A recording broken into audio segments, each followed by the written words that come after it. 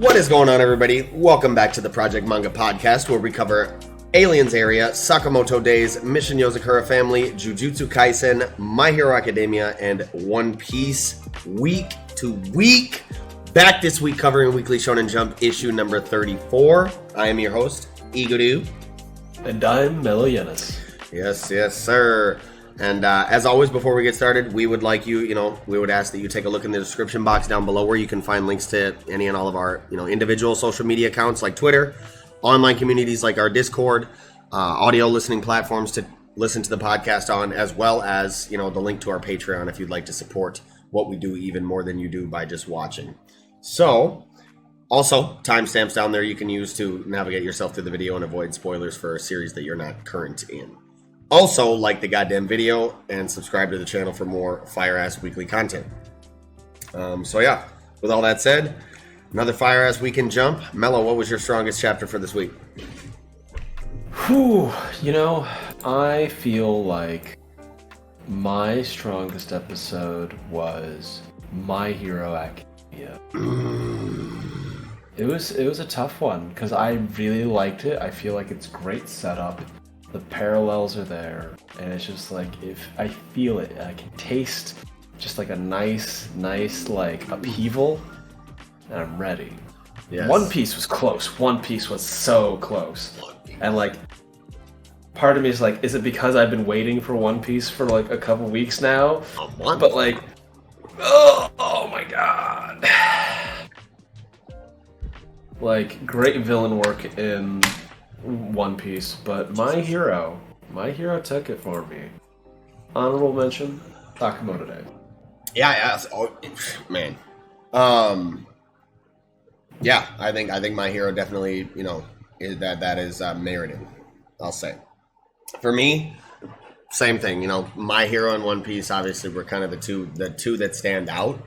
Yozakura Family also quite a strong chapter, but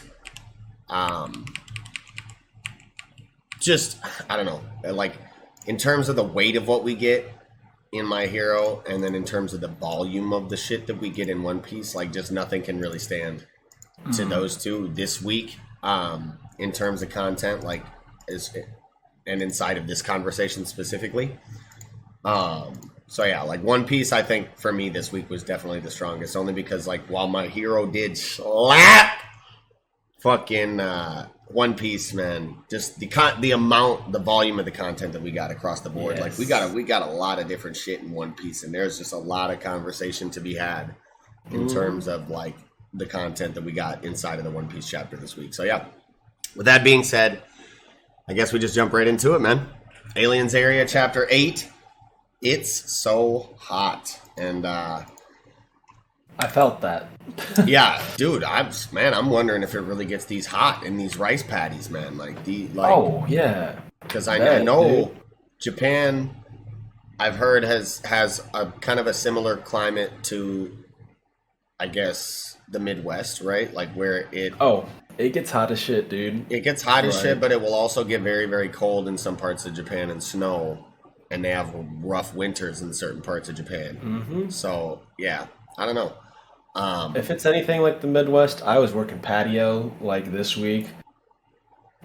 It was so hot one day. They were just like, bro, go home. I don't think we're going to get anyone to sit on this patio. I don't even think the Midwest is a good comparison. I think California would be a better comparison because I do believe it's like fair. Geographically like kind of in a similar, lane, if that makes sense, right? Like Northern California is pretty, like right there next to Washington and Oregon and shit, and then Southern California is like damn near Mexico. So it's like, it's a wide spectrum, and I feel like Japan Southern California, is like the same way. I think used to be part of Mexico, straight up. I do believe it did as well. Yeah. But I mean, I really do like the kind of the initiation bullshit quest that they have to send Tatsumi on here. They're all kind of sniggering and sneering at him like, yeah, you're the new guy. We all did this shit. We know this sucks dick, but you got to do it, bro, because we all did it. So yeah, they send him to like do some little fucking menial task in this rice paddy search for this what the fuck? What the hell is it? Some unknown life form, like an alien life form that's kind of infecting the plants and shit, or it will contaminate the plants if it's too many of them. Yeah. I thought this was really interesting, and I'm glad that we had this moment because I immediately talked about like I want to see like the mundane aspects of like basically this is like a policing unit, right? This is a governmental institution that enforces regulations, etc. And like there is combat, right? And like we're both Americans, like we're used to like, cop shows glorifying violence and stuff and like the action, the excitement and stuff. But like I like to see like this kind of like tenderness and like the changing of his like perception of like what his job is and what it actually means, as opposed it's like it felt a little bit like Men in Black, where like he's like, oh, I need to like fight everything. It's like, nah, dog, you're too trigger happy. You're too trigger happy. You need to talk to them and like get them to like you and be part of the community and like just tell them, it's like, hey man, like you're kind of messing some stuff up. Like, okay, like Earth is a little different and these rice paddies are a little sensitive. Like, quit messing around.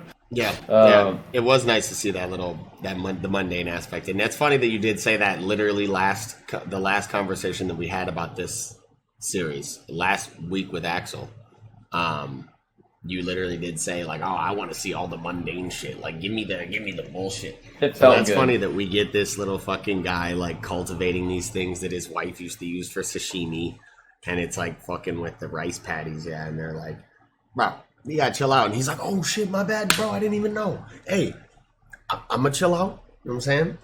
Respect y'all. Like, I'm gonna stay in my own lane. I'm not trying to get deported."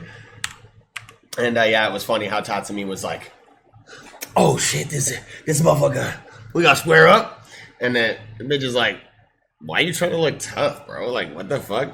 Chill out, dude. We're literally giving this dude a warning. Settle down, rookie. I'm dead. Simmer. It was funny. I really liked it. I think that the alien is from Venus because, like, it's a Venusian because of they're talking. It's like there's much rain here, just like on my own Hamlet. But that's actually sulfuric acid rain, and that is literally Venus. Yeah, it is just a ball of sulfuric rain. So I like it. I also like the kind of the disguise, like the different ways they have disguises for the aliens. Like if you go look on page 14, right? Yeah. I love that he's like it's like, coming off the front of him. Yeah, like a mascot suit. You know what I mean? With like the zipper on the back, it feels like that as opposed to like Niame just like invading a dude or invading a suit and like coming out the mouth, which is, Geiger-esque and grotesque, but like it looks like if Cell like took one of the like sack of a person that he left after he would like suck their life force out, and then he just like cuts it open and he's like about to slide inside of it. Like that's what like a cicada skin, like those little cicada shells that you see them. Yeah, and you're just like, I'm gonna climb inside. I'm gonna do my little dance. Oh my god! Yeah, super suit. And then the person's hands are like, are these still his hands? Like he's literally like, he's got the fucking costume halfway off, but this is still like his hands and the human's hands, and he's like talking shit with them. Dude, I think that's a great, like, relaxed pose, right? Like, I love that the human suit is, like, in this very kind of, like, very measured, very collected kind of, like, vibe, Yeah. He's just chilling. And then I see kind of, like, sort of like a lean-to out in the woods. Yeah, he's just a dude who's camping. And it's like, that's great. Love that for him. Fuck yeah. And I love the realization for Tatsumi where he's like, oh, we don't always have to resort to violence. Like this is not like always a super dangerous job. Like damn.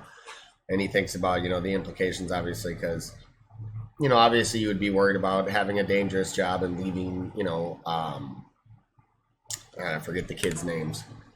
Taro and what's the other one's name? Anyways, yeah, Sachi? yeah, Taro and Sachi. Sachi. Yeah. Taro and Sachi. You would obviously be, you know, concerned about leaving them alone if you were to die in the line of duty at a super dangerous job. So yeah, super meaningful to him. Probably that like it's not always going to be very dangerous, but for the sake of the manga readers, I'm guessing it probably will. Maybe not. Yeah.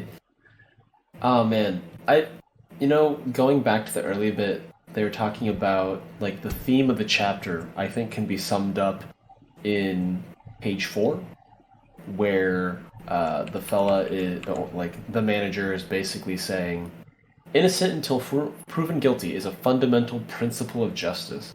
Without hard evidence, you've got nothing." Mm-hmm. From like Miwa. And I was like, that's good. I like that. It was hidden within the joke of like Shiraku's. They called that stuff an extra legal nap. Yeah. And it confirms our like theory of like how his brain is like so strong, right? That he is unconscious. He's asleep, but he's still able to function and do work and process information as if he's never been asleep. And it makes me wonder, does Shiraku actually truly sleep? And it kind of lends kind of credence to the idea that his third artifact is like brain limitation. Because like if you were like always on and you literally could like function perfectly with sleep, like you heard about like the Russian sleep experiments, right? Where they like see what happens to the human body after like you can't sleep or stuff, like, you know, creepypasta or whatever, you know. But like the human brain, keep you up for like they keep you up and see what happens, and it drives people insane. Like the human brain needs rest. The fact that our brain is complex enough to have all these things to create governments, philosophies, ideologies, love, hatred, everything, art, like all these things, like math. Thinking about like the stuff that we do for our jobs, the thing like all the anxieties that our brains conjure up to keep us safe in a modern world. If we couldn't sleep, we'd all go insane. And it's just like, I wonder how I want to see like I'm waiting for the flashback of Shiraku, like fresh off the implantation, like a month in, and he's just fucking like livid, you know, and he's like not handling it well. You know what I mean? He's like, I can't handle this. So I want to see that, because that like not like that weird gray space of like, is he like asleep or in not? In the fetal position in his apartment, like I can't handle all this fucking information coming, like it's overload, bro. I can't process. It would be because like it's like one of like my autistic friends. They're able to hear the buzz of a fluorescent light bulb, right? They're able to like discern all these sounds and like hearing like the tick of a clock, you know, like you see in movies, right? Like you hear the tick of the clock, you tick it like the tick of the clock. Like my grandparents' house, they had this clock, and I literally like every time I stayed at my grandparents' house, I would take this clock and I would put it in the closet because it was the loudest fucking thing in the world. It was like click, click, click, and I'm like, how the? Oh yeah, you're deaf. I forget. Like, yeah, I know. I actually have a clock that I took the battery out of because it was too loud, and it's like I had it in my living room on the wall, and I could not fucking stand it. I'm like, yo, no. That's why the digital clocks and stuff are where it's at. Like I use my phone for my clock all the time, and it's just like I could never really go back to like having like a mechanical clock. Yeah. But no, I definitely do like the fact that Shiraku is like literally sleeping, you know, processing information still while he's sleeping, like sitting here typing and fucking reading, typing, all that. But yeah, I don't know. I wonder if he's in some trance like state, maybe. Like, I think it definitely could be possible that he has like a mental limiter that he uses maybe to put it to allow himself even to go into this state. Or even maybe even like a further like actual REM sleep, you know, but I don't know. Yeah, like he's awake 18 hours a day and sleeps for 4, that kind of thing. Right. He enters because like there's actually things and stuff like D&D, right? Like elves can enter like a meditative trance for 4 hours and gain the benefits of like an 8-hour long rest. Yeah. Or like a warforged is like a machine thing and it goes into like a diminished capacity mode and it's like it doesn't do anything, it just recharges and you do the same thing 4 hours, but it's aware of their surroundings. And so I was like, oh yeah, this makes perfect sense to me. Sure, I could go. Yeah. Like Damn, I think he's in the meditative state, bro. yeah, That's why I think it's interesting because he's actually asleep in the van once he gets to like page 9. Yep. He's in the van, sleep, cooling. In the He AC, actually bro. sleeps. Mm-hmm. Oh man, I really like the fact that they didn't find anything in this rice paddy. Like it's the needle in a haystack story, right? Like Yep. they're digging, they're looking for trash. They try to find it. And I like the fact that like it made sense that they didn't find anything because the dude that planted them already collected them so that he could eat them. And Yeah. it's not a goose chase. It's not like the higher ups punishing them because like we have like lines of dialogue where they're like, "Oh, higher ups ask for the impossible. Oh, I mean, I wish I didn't have to do this, all this stuff, but we all did it at one point. Like this is what we got to do." And it's like when I first started like serving tables, I got asked to go get something from the mailroom, and it's a restaurant. There was no mailroom. I was like, bro, I've been gone for like 15 minutes, and I'm like, I ain't finding this stuff. And I went to someone's like, you don't have a mailroom. I'm like, I get it. The guys are fucking with me. Got it, good. Yeah, no, that would piss me off.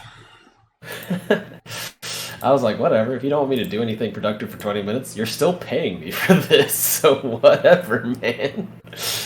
And I was like, no, if you give me 20 more minutes, I swear I could find it. And they're like, nah, get back to work. Right.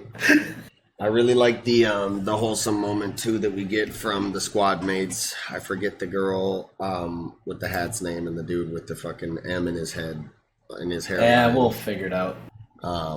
They were mentioned a couple chapters back. I just can't remember. But yeah, the way they're just like, you know what? Fuck it. We're helping them. We don't care about the consequences. You know what I'm saying? We're just gonna help them because it's hot as fuck out here. Man's just talking about he don't even want a popsicle. He's about to finish it all. Like, we're just gonna help him bang this out real quick. Take your popsicle. We'll help. And then, yeah, I don't know. That was a real feel-good kind of squad moment for me. You know, I always like that kind of shit inside these manga. So, love to see it. Man, it was nice. And like, cause like, I grew up on a farm, and I can tell you, being out in a fucking field with the sun beating down on you, it gets hot as fuck, dude. Oh yeah. It'll burn your ass. That's why all those dudes are basically like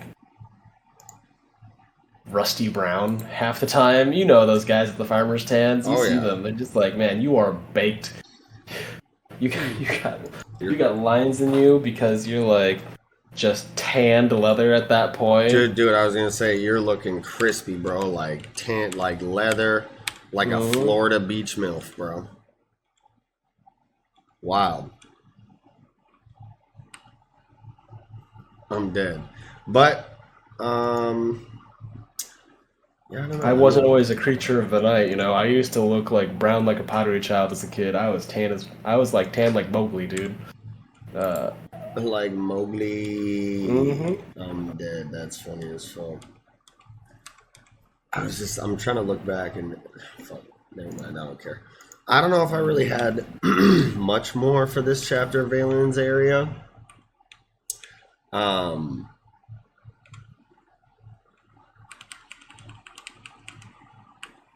Yeah, I don't know. I just like the setup chapter, the brief little moment of, you know, kind of silence, tranquility. I like the meaningful moments for Tatsumi, like I said, this chapter, and I like the alien, like we talked about. So overall, pretty solid chapter, and I like the wholesome moment at the end too, where he makes a nice little meal with Taro and Sachi. Yeah, I like that he got like the fresh veggies. Yeah, And stuff. Yeah, that was cool. I like that. It's like the nice little perk of the job, that kind of thing. And it's pretty chill. I liked the lingo kind of going through, like, this is a class 10 disaster. And I'm like, oh, class 10, that sounds bad, but like, we haven't had, like, such a new series. We haven't, like, learned, like, the terminology and stuff, so, like, we don't know whether or not class 10 is, like, the lowest level, and a class 1 is the most severe, right? Or if it's, like, starts at 1 and escalates from there, you know? Yeah. Yeah, that is. I mean, I am also curious to kind of see that. Because it didn't even really seem that serious. You know, they were like, oh, it's not really, and they said that. They were like, oh, it's not really an issue now, but like if there's a bunch of them, then it could maybe fuck with shit and contaminate shit. Oh man, I think it's almost like you know, mercury poisoning in the tuna, you know what I mean? Like it's just like it's like that. We're like, oh man, you should watch out for that. You know, you're gonna crop that, or like throw off the pH balance so that the rice spoils or something like that. Yeah. And something like with water or nothing. But yeah, I don't know. I thought it was a cool little chapter, a nice wholesome thing. It's probably going to have like a mystery, panic, like first response kind of chapter following it, and have a little more action and suspense. But this was a nice quiet one, nice solid one. Yeah, I think I'm ready to go back into some more high octane shit or some more suspenseful and you know, butt clenchy shit. Yeah, I want them to because, send. Sorry, go ahead. No, I was just gonna say, especially because not last chapter, but this next chapter, I believe, you know, chapter 9 is gonna round out the first volume, correct? Chapter Generally, 10? Yeah, I'd say like the average volume, chapters, first volume is about 9 chapters, I think. yeah, 9 to 10. I think Crows was like 11 or something like that. Off the top of my head, I remember doing something like that for book club. But yeah, like 10's a good number, honestly. The human brain seems to like 10, you know, because it feels neat. I feel like the fact that we get a kind of a setup chapter for chapter 8 means that maybe the first volume here will be 10 chapters or more, because, you know, I don't know if we'll get like the entire resolution of a conflict within just next chapter, you know.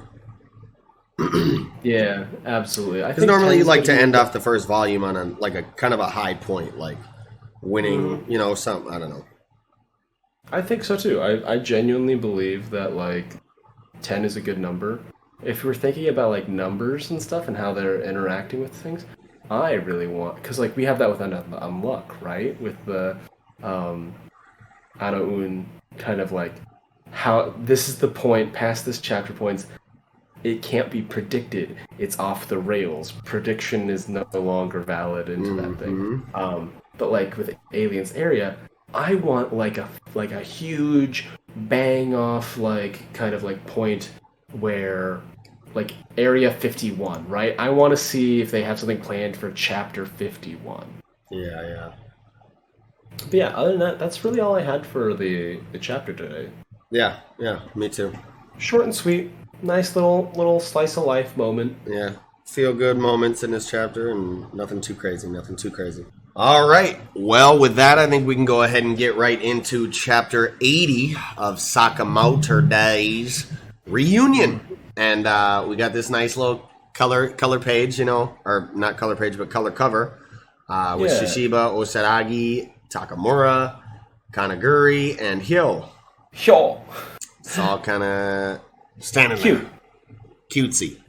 Very cutesy. I believe they're currently the main members of Order that are known. And Kanaguri hasn't been, like, caught out as a member of Slur's group. As far as I am aware. Yeah. I mean, to, like, Mafuyu, but, like, yeah, you know. Man, all right. I love the very first page, right, where Akira is talking about like the different jobs you can have. I was like, man, because like we had that moment where that young guy that was being piloted they're talking about the job, and I can't remember how much he was getting paid to do that. You know what I mean? Because Yeah. like this, like please let us know in the comments, just the price difference of like these floaters, spotters, test subjects, and see how much they got. And it's like, is it really a competitive price? Was it really a good deal? Is it an exorbitant amount of money? Like, I want to know. I want to know. I mean, the spotters and the floaters. I mean, the floaters obviously the safest, you know, and with the most marginal wage. And then like the spotters, you're getting paid a little more. And then the test subjects, depending on the test, you might like if you want to play it safe and not do any wild shit, that's when you get the 30,000. But if you want to test these lethal poisons, these prototypical weaponries and shit, like you gonna get that 800 racks. But you about to fucking, you probably about to die, and your family's getting that 800 racks. If it's not just, dude, I wonder what Kill Baby's thing is. Like, Yeah. I wonder if he's just like stupid durable, and that's his only ability. Like, he's not that deadly, he's not that fast. He got his ass handed to him pretty quickly, but he survived all that, you know. So I'm like, is his like unique, like not unique, but like his main strength just straight up durability? Hell yeah.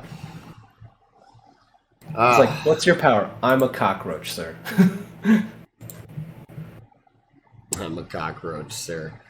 Yeah, So yeah, then we get the deer guy. You know, I like this moment where he's like, you know what? If you really want in this room, or you want in this group with us, we're gonna need you to do a little quid pro quo and just take care of, you know, tie up this loose end for us on the JCC's end of things. Because if they got info on you know who, quote unquote, you know what I'm saying, in the database, they it's going to be inconvenient for us. So I like the fact that, again, you know, multiple players kind of vying for this vault right now, and it's making the situation even more butt clenchy. But as far as like Siba goes, this is wild. Is like what? Siba's funny as hell, dude. Well, not only is he funny, but he's like a prodigious genius. We learn, like, I mean, we already figured he was smart, but what did we learn with like the exact title that he gets? Let's see. He had the top graduation project of his class. He was the first weapons production department student in 15 years to win the coveted Yoshimura Prize. And the Yoshimura Prize usually only goes to people from the assassin department. So, I mean, Siba's cold, man. I feel like we were sleeping on him a little bit. Maybe I was the only one sleeping on him a little bit, but he's actually He was always cool, but I feel like this really kind of like adds depth to his character and like brings him up to par, right? Because for a while I was like, okay, you got beat up by a top-notch sniper, sprinkler, and a telepath. And so like I love that this is just like reaffirming that he is a contender, right? Well, I mean that, yes, but like it makes those situations feel a little less detractory, I guess you could say, because like now you're kind of seeing like, I mean, that's not necessarily his lane, you know, fighting people, doing actual espionage shit. Like he's really an inventor, it seems like. He really just wants to stay in that lane. He's a problem solver, he's an inventor, and he's really just not built for the assassin shit, man. He's like, I'm not trying to do all that. This is my lane. I'm gonna stay in it. Y'all do you, and I'll build you some tech. You know what I'm saying? Dude, do you think he's gonna be like, because like he's getting a call from Mafuyu, and then Mafuyu's been kidnapped straight up. So is this a moment where like, because that happened, Sibu would align himself against X organization and like side with like Shin and company and like be their Q, so to speak? You know, like, does he do that? Or does he become another threat that like blindsides Shin in an attempt to like stop him from getting the database, right? Because we have Amane, who's like definitely looking for the thing, but then would Siba be willing to destroy the database to protect Mafuyu if the X organization framed it in a way that they'd be like, no, we've got your brother. He's fine for now. If you want him to be fine, you're going to have to do something for us. Yeah. Or something like that. There's elements to that. And I like that kind of mercurial nature that he kind of has. Yeah. Yeah, I'm definitely curious to see kind of what avenue the Mafuyu situation takes, for sure, because the phone call obviously could have huge implications as to the part, Siba, Natsuki plays going forward. Whether, like you said, he kind of aligns himself with Slur and them to protect Mafuyu, or if Mafuyu, like, maybe is talking on their behalf per se, but then maybe uses some like brother code to let him know like what the real situation is. I don't know. Yeah, I'm curious to see kind of what turn this takes, and I don't know. I wish we could have maybe at least got the scene with him picking up the phone and then see his reaction. I don't know. Yeah, it's a great cliffhanger moment for that kind of thing. Yeah. And so, yeah, it's funny. He might even say, he might say something that doesn't fit in with like his germophobic nature. Mafuyu might, because even in his like picture, he's wearing a mask.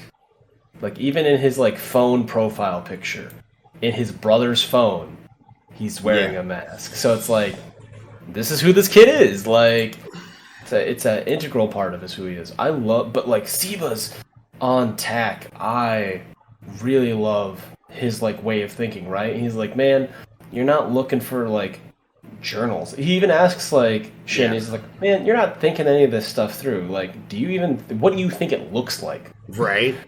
What are you even looking for? Do you even know what you're looking for? He's like, are you fucking dumb? He's like, you know how big that fucking book would have to be? You know how many, like, you know how much room these documents would take? Like, it's clearly been digitalized. Like, we obviously are looking for a fucking USB drive or some shit. And then, he kind of boils it down to, like, the best course of action is clearly to, like, talk to the staff members, probably the ones who have been here the longest, to, vet whether they know anything about the vault or the database. But something that really stood out to me, and I think that the answer is right in front of our face right now, right here on chapter or on page 9. This fucking janitor, he knows where it is, bro.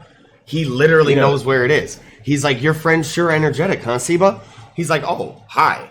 And he's like, Mr. Janitor, do you know anything about the database? And he's like, the database, huh? That brings back memories, and just like shuffles off. Like, this dude fucking knows. I don't know. I would put money on it right now. Maybe I'm wrong. I could definitely be wrong. Oh, maybe really he's funny. Just laughing like, I've been hearing rumors. Like, I've been here forever. I've heard so many rumors about this dumbass database. But I feel like this dude knows. Actually, he's the janitor. He's been everywhere in the building. He's fucking cleaned the whole thing, bro. He's signed these NDAs. He knows where every fucking nook and cranny of this building is. I have a theory that he really does know, and that the janitor might be the database. And that the hiding of the information is passed on through like an oral tradition, right? Like, because he's just got all of it in his mind. We were talking about that, weren't we, a few reviews ago? Whether it would be like a fuck. Keep going. Like, and I think that like the janitor, because he says your friend's sir energetic, huh? Siba, and Siba's just like, oh, Mr. Janitor. He doesn't know this guy's name, but he knows him. Why does he know him? Oh, man. You know what I mean? I mean, of course, yes, he's a prestigious student that won the Yoshimura Prize, but, like, come on. How does he really know him?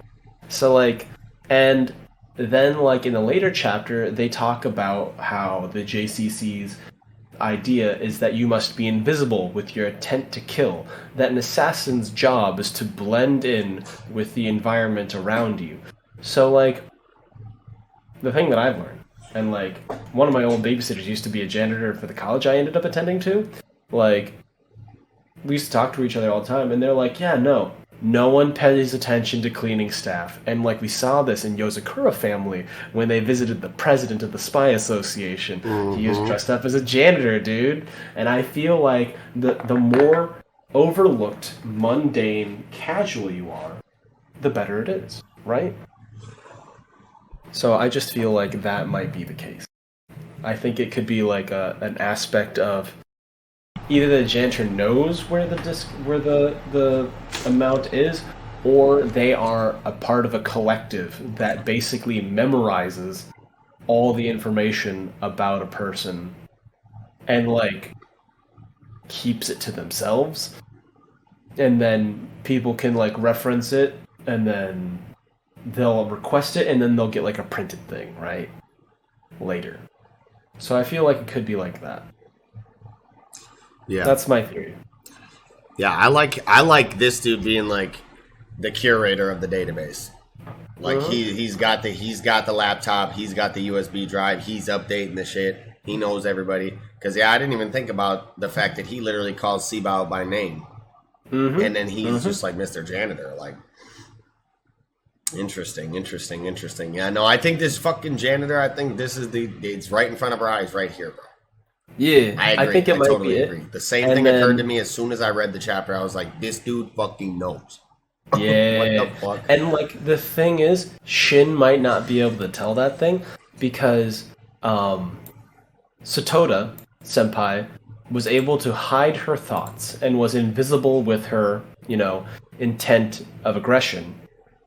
And they're able to hide their thoughts, and she flipped him, whereas like the other guy like tried to shoot him and like didn't miss it, like was broadcasting their thoughts. So I think that like these older assassins are able to like conceal their thoughts even from like outward detection. Yeah. And like kind of like be blank, right? Like they just can mentally blank themselves and like hide their presence and stuff. And so they don't give off anything. Yeah. And that's why the janitor, like Shin's like doesn't have exactly the advantage that he thinks he does. Yeah. Well, and if we're keeping in line with the theory that, or speculation that he is like, of that level, of that echelon, and that he is the curator of the database and he knows all this shit. Not only the shit you were talking about, like obviously he can conceal his intent to kill, he can conceal his thoughts and presence, but he would obviously know about Shin being that he's attending the academy. He would probably know about his abilities being that like it's not exactly a secret, And so it's just convenient that he just so happens to show up the second that Shin runs away. You know what I'm saying? So it's like the mind control ability or the mind reading ability is gone now. He just so happens to show up literally the panel after Shin is exiting the scene. So it's like, curiouser and curiouser, bro. Because he's like, your friend's really energetic, and he's probably been watching for a while.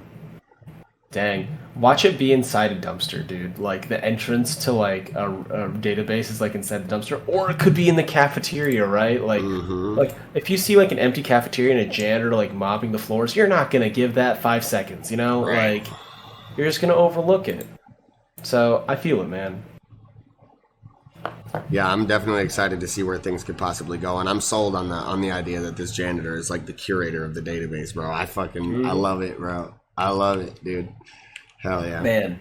I loved the next practicum. I think Siba was trying to tell him, because on page 8 he says, of course I'd keep my distance from, and I think he meant Satoda sensei. Yeah. Of course. No, yeah, of course. Yeah. Of course I'd keep my distance from her. You know what I'm saying? Was probably what he was going to say. Like, that bitch, she's different, bro. She'll whoop your ass and then some. She's like, I'm not your auntie. I teach this class. Yeah. I remember 3 fools doing the same years ago. Talking about probably Taro. Taro, Nagumo, Nagumo, and Akao, Akao, yeah, Akira. Not Akira, but Akao, yeah. Auntie, yeah. Auntie with an S like an auntie. But no, I love this. I love the assassination practicum. That was cool. I loved this. Where he's like, you guys need to be able to conceal your intent to kill and your aggression to a degree that, like, even me, a master assassin, maybe not a master assassin, but an assassin of a high enough level to teach, at the JCC combat classes, you have to be able to sneak up on me. And y'all are really going to learn how hard that is. Because I'm going to put this blindfold on and I'm still going to fuck y'all up. They didn't even lay a hand on him. Nope, not a single one. Akira didn't go, though. No, she would have put the paws on him. She would have put the paws on him. She would have, like, panicked for a second, and he, like, wouldn't have felt the aggression. She was, like, panic, like, ee, and just go, bop, bop, bop, bop, steps, and he, like, does the little two-finger stab to the eye thing. I don't know, man, because she's dexterous. I feel like maybe she'd have crept up on him, and then would have been like, ah, like you said, and then he, like, goes to swing on her, and she's just like, and just fucking body snatches the blindfold off him. Like, doesn't even hit him, just, like, accidentally, because she's so deft, but, like, what if she, like, snatches the blindfold right off his face? It's just like, okay, that's as good as a hit. That's better than a hit. Yeah. Just, like, jumps gracefully over him and just, like, plucks the blindfold off of his head and lands behind him or something. Man. But yeah, I love Shin's entrance. He comes in with some big dick energy. He's like, oh, this is a cool little class. He's talking about. He's like, how about you? If you, he's like, if you can hit me, then I'll leave. But you got to run that info if you can't hit me, all right? And this dude's like, what? Pulls out the strap. He was really about to blow his brains out. Dude, that guy's pissed. Do you see the veins sticking out of his face on the bottom of 16? Yeah. This guy is stressed. He's like, I'm gonna enjoy killing you. Mm-hmm. And, like, damn, that's savage. Like, if he really kills him there, what do they chalk that up to? Every student just watched that shit happen. So it's like, get good. You say, like, get good, oh my god. Get good or get dead. Like, those are the options of the JCC. Talking that shit, boy. And you ain't back it up. You don't have to pay tuition. But yeah, some tight shit. He dodges the bullet. Nasty, and then actually, like, kicks the fuck out of this dude, which was disgusting. He clocked that guy. Yo. He clocked that dude. Straight up jump head kicked his ass, bro. Man, I love that, but also, like, Shin could detect that thought right away, but he couldn't detect anything from Satoda Sensei, which is why I think that, like, the janitor would be, like, a nice on-lock kind of character. Yeah. Oh my god, yeah. And she just walks up like, students these days. And when she grabbed his arm, bro, I'm like, oh yo, she's about to, it was at this moment he knew he fucked up. Like, yo. He did not know until he hit that ground. Like, undetectable aggression. She's like, I'm gonna show you your place, cocky fucker. Like, don't disrupt my class. Slam the fuck out of him, bro. Like, yo. Dude, I didn't expect Shin, because he's a good kid, right? Mm-hmm. But I never expected him to be such a delinquent in school. Yeah. He's on this, he's on this weird class, trying to live out his manga school fantasy, delinquent manga school fantasy. And it's like, bro, go to class. Yeah, go to class, you fucking weirdo. But he's on a mission too, obviously, so. I wonder if he's like goes on a mission and then they like do find the thing, but because he's been a delinquent, they're gonna be like, no, you're gonna have to be here and like take remedial class. He's like, no, let me out. And they're like, no, you gotta do your classic work, sucker.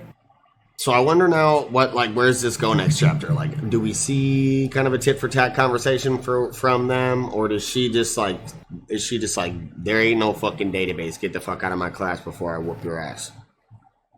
Or, I don't know. Do we potentially learn that there's a way higher level people can block their mind from being read in this next chapter, with Shin not being able to read her mind?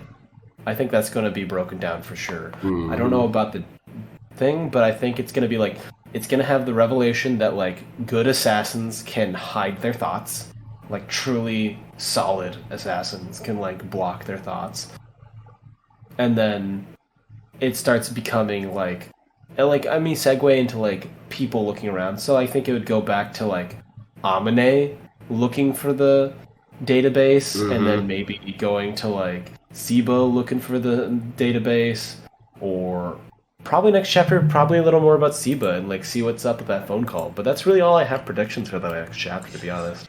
Yeah, I'd like to see a little bit more of this Satoda shit. And I mean some Siba shit. Yeah, I would like to get some Mafuyu exposition. You know, I wanna. I'm worried for the boy, man. I can't. Man. She's gonna put him through the ringer. Like she's gonna keep his ass there for a minute. You know. So he barked up the wrong tree, right? He got too enthusiastic, a little too cocky, and just like he's barked up the wrong tree, and he's gonna have to go to the vet, dude. Like, are we talking about Shin? Yeah. Oh yeah. I think Satoda's gonna run him ragged for a minute and be like, God damn it, I need to find this thing. She's gonna do his ass like fucking the Hulk did Loki in the Avengers. Wham, wham, wham. She's gonna futaba his ass. Yo. Nah, seriously. I think, and then it would be like Shin going like, hey, I need help. And Akira's just like, I'll help you. What are you looking for? And then he rings her into that while he's just absolutely like busted up.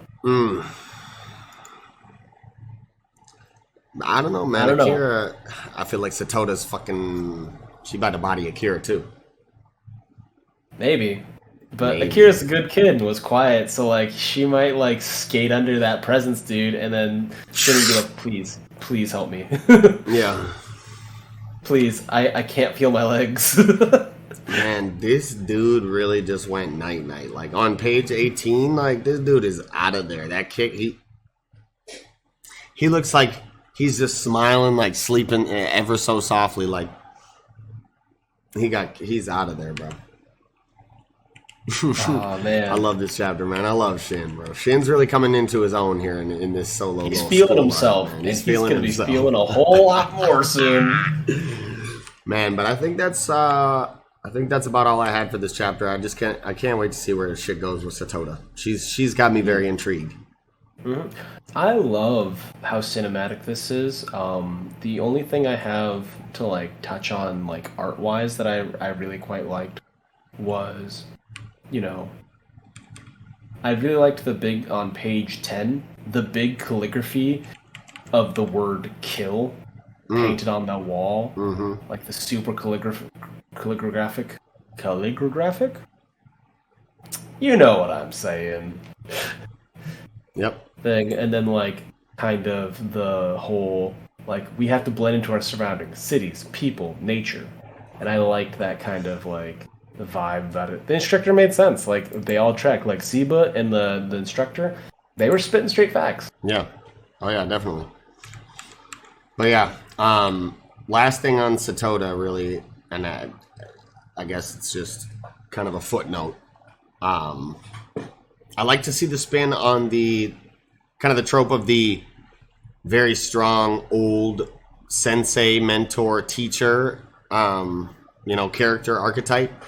I like to see the female spin on it inside of Sakamoto Days. Yeah. You know, I feel like we don't see that too much. You know, the older, very, very strong teacher or sensei. Like we see a lot of, manga with some examples of very strong women like Mario Leona or Nobara, Maki, obviously, but they're all young, most of the older, strong characters that we see inside of these stories are all males, and so it's nice to see a different spin. Actually, I just noticed something. So, Satoda Sensei had this moment where they go teehee. Yeah.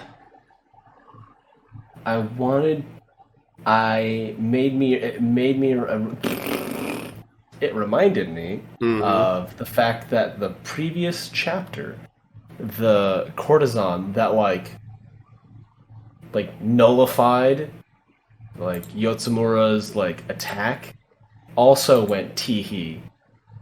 So like it might be just like a little nod of like, okay, both these people are more than what they appear, which in an assassin's world is just another edge. Damn, bro. I totally forgot that she also said tee-hee.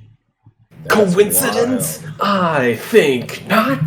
That's wild. I'm going back to look at her, bro. I think it's like page 13.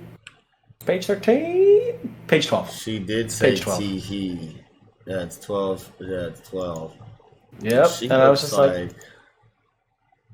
And like they got super detailed on both their faces. So I feel like they're gonna like pop off a little bit. I don't know. We'll see. Yeah. We'll see if we see more of the courtesan. I'm in the same boat as you, dude. I'm excited to see what some of these teachers got to show because like so far it's been Sakamoto and Shin stunting on them. Mm-hmm. Yeah. So I want to see like a proper instructor, disciplinarian, like really show him ropes. Take him to test. You know, like look, you can't just be running around the school doing whatever you want. Get your bitch ass to class. I don't give a fuck what you're talking about. Database, but you ain't even in my class. Bing, bing, That's bing, important. Bing, bing. Get the fuck out of here. That shit's important. You think we want to give you just all that information? Hell no. Hell no. That janitor has plenty to do. We don't need him wasting his time. I'm dead. Janitor's busy, bitch. But yeah, I think that's about all I have. You see how big this place is? He's busy cleaning shit. Like for real. I hope he's not by himself, because goddamn. But yeah, that's about all I had for Sakamoto this week, I think. All right. Well, with that, I think we can go ahead and jump right into chapter 139 of Mission Yozakura Family, Gold Rank Spy Shooter. And I love the Shura focus this chapter, man. I was obviously like I stated a few chapters ago, that upon first meeting them, Shura and Ryu caught my interest most, and then, you know, as we've kind of moved down the line further, the sleeping bag chick and the pantsuit chick and also the science guy have kind of caught my eye the more so, but initially I loved and was very interested in Shura, and I still like her a lot, so the fact that we got to learn, you know, a lot more about her and her backstory this chapter definitely gave her character a lot more depth. And it made me like her even more, and it kind of explored her and Futaba's bond as well. So this chapter slapped, man. I really liked this chapter a lot overall. Man, I really like that we started off with like the strongest personalities that stood out, and I like that they thoroughly explained Futaba's bond. Period. Yeah, and I was like, this is cool. Like, the fact that, like, Shura is, like, over 90% of their body is a weapon. Yeah. They barely have skin, dude. Like... Yeah. Well, and I remember speculating that, too. Because we noticed right away that her weaponry's aesthetic looked very, very similar to, like, Shinzo's.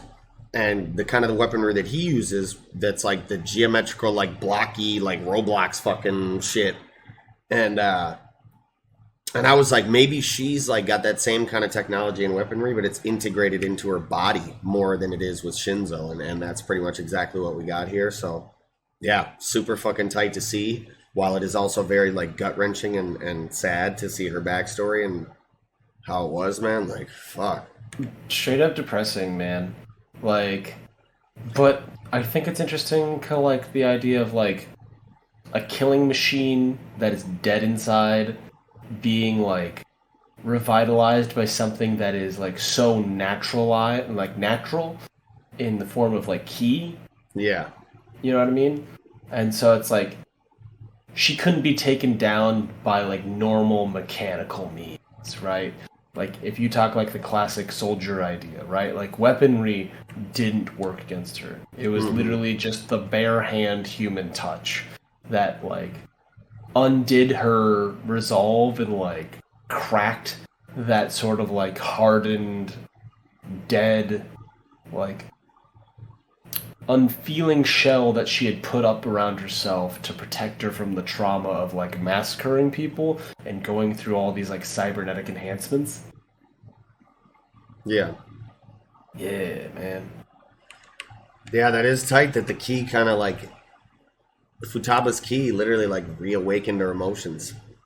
Mm-hmm. Man. And that's why she loves Futaba, is because she's like, I haven't felt. Period. Yeah. I'd never felt this much in my entire life. That's a terrifying thing to think about. And like, but it makes sense that she's just like, oh yeah, whatever, I'll just kill him. And like, it's like that mentality. Because did you play like the recent God of War game? I am like, I own it, but I haven't started it because I'm a fucking bum. Hey, okay. Well, do you mind if I like say something? It's part of it. Sure. Yeah. I mean, it's been years. I can't justifiably say don't spoil it at this point. I want you to enjoy the game, you know. But like, part of like one of the enemies' things is Baldur. He's based off the Norse god Baldur. He's basically like Achilles, right? Like his mother wanted to make him invincible, protect him from harm.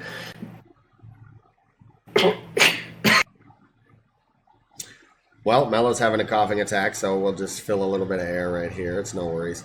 Another thing I really liked about this chapter was the fact that we got this God damn, I can't remember the dark chair. We got this dark chair that had the Sakuranbo that had been like killed in the fucking lunchroom that Izumo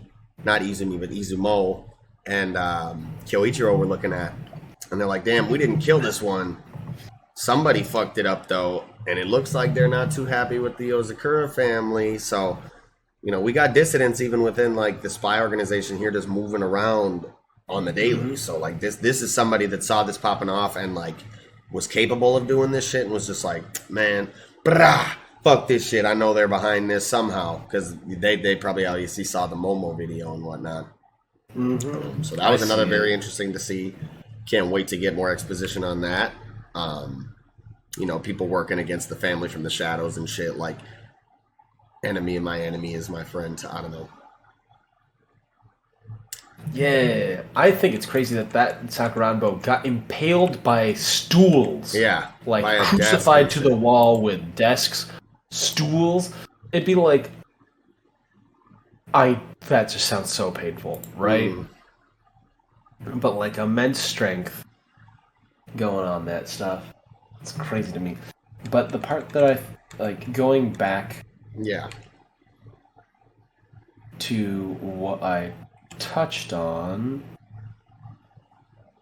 Dang. I don't remember what I was saying. We were talking about the key reawakening her emotions. And Baldur, yes. Yes, Baldur, So Baldur was invincible, right? Yeah. So he couldn't be hurt by the cold, he couldn't be hurt by heat, he literally couldn't feel anything, and it literally drove him insane.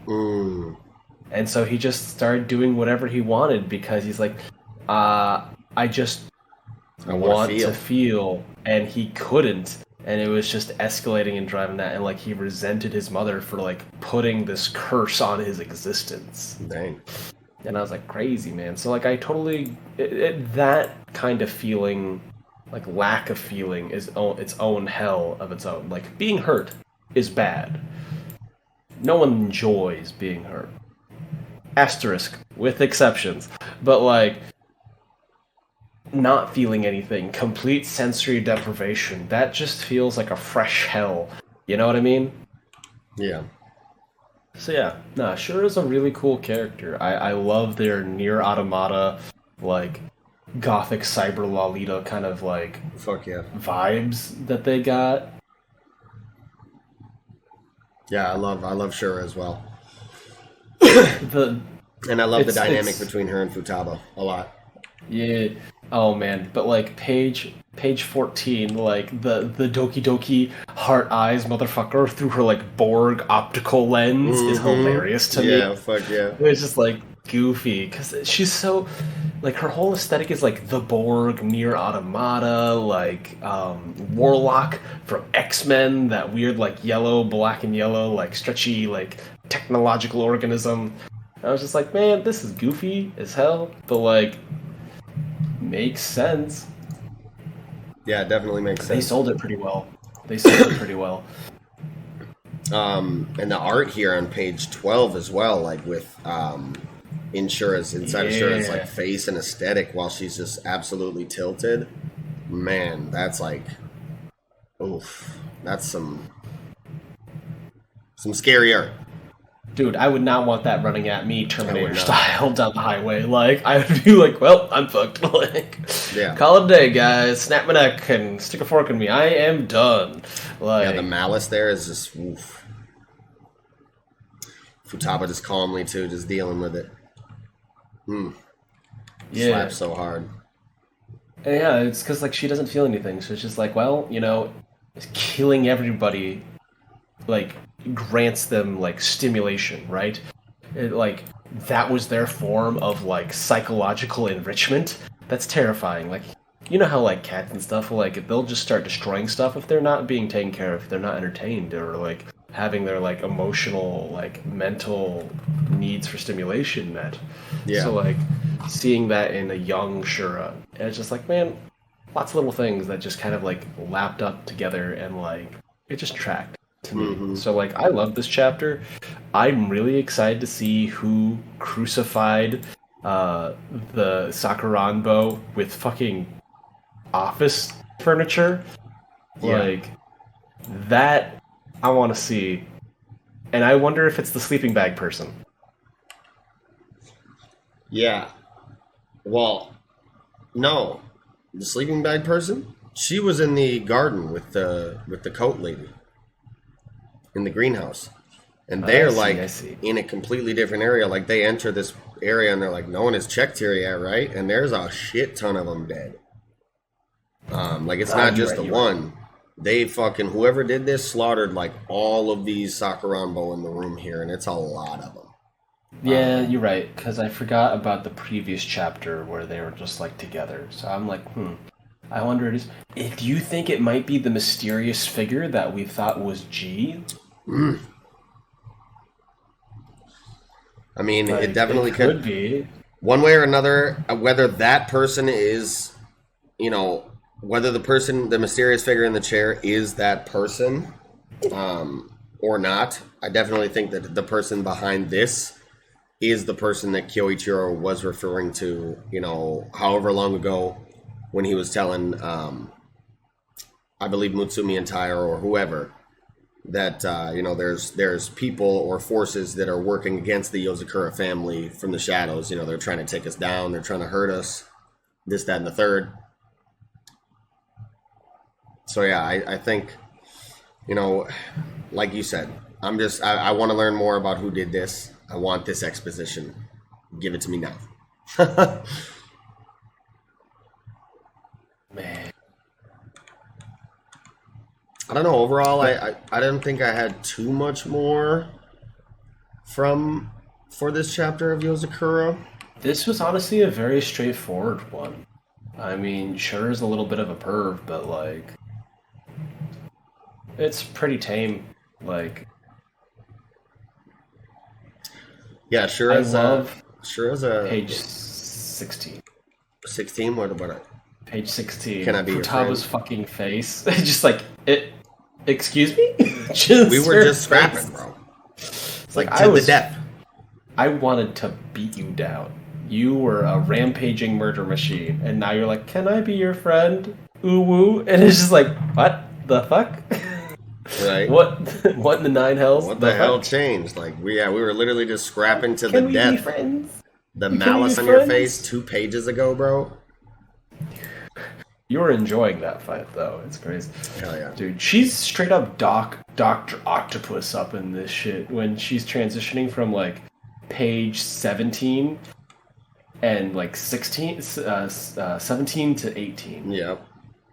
Just straight up Doc Ock, just destroying everything. And I'm like, God, you're so tough. You're so broken. I love Shura. Like, Alexandria, still scarier to me.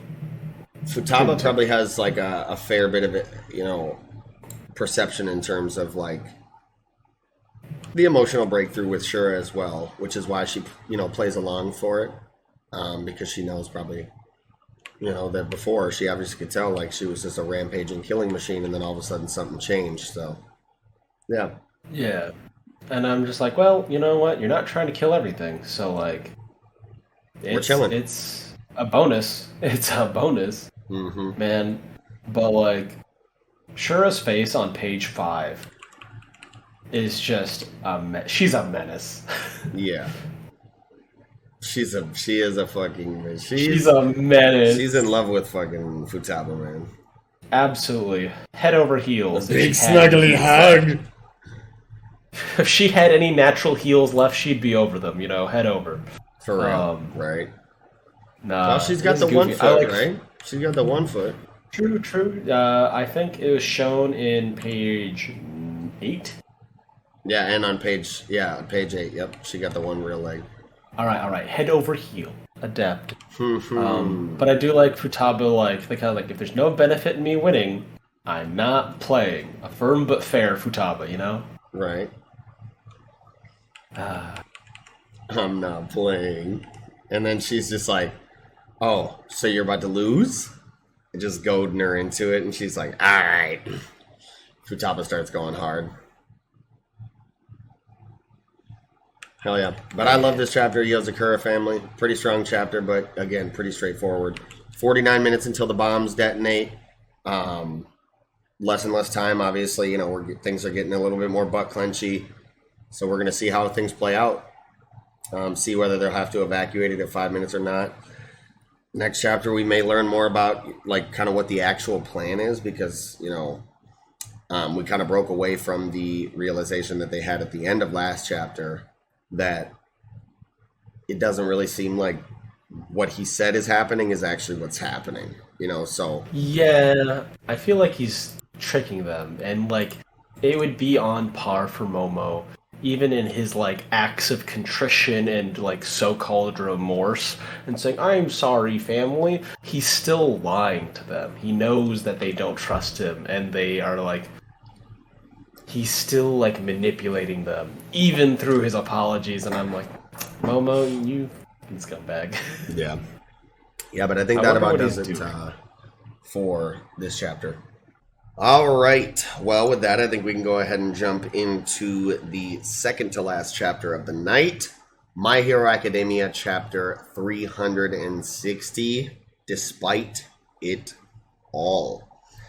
And man, I think, dude, like, the speech, bro, that Shigaraki is like, the words that he's fucking hucking at Bakugo at the beginning of this chapter, bro, like, basically just telling him that no matter, first of all, he says that, like, having his quirk erased in this situation is actually a blessing in disguise, because he would have normally just decayed everybody, but now Midoriya is going to come here and see your corpse, and I'm going to really get that anger out of him and get him on tilt, and, like, he's really going to see your mangled, like, beat up fucking body that I've fucking beaten to a pulp and fucking, and then he goes into telling him, like, no matter what you do, like, as much as you, no matter how much you admire your heroes, no matter how much drive you have, no matter what you do, no matter how much tenacity, he's like, you're always just going to be a minnow in One for All's wake, basically just telling him that he's destined to be the endeavor of his generation. And, yeah. And it's just like, man, that was such a fucking savage moment from Shigaraki. And, I mean, I guess just to jump around a little bit, it was really nice to see that didn't, break Bakugo's will, and that even through that, as Best Genius says, no matter what, despite everything, he's still, like, persevering, he's still maintaining that drive and that tenacity, that mental, like, steeling of his resolve, and, like, even growing through this situation, which, I guess we might as well talk about it, now that I've kind of jumped us to it. Yeah. The fact that he's about to evolve his quirk again. Yeah, no. Because the sweat coming off of his face is now exploding.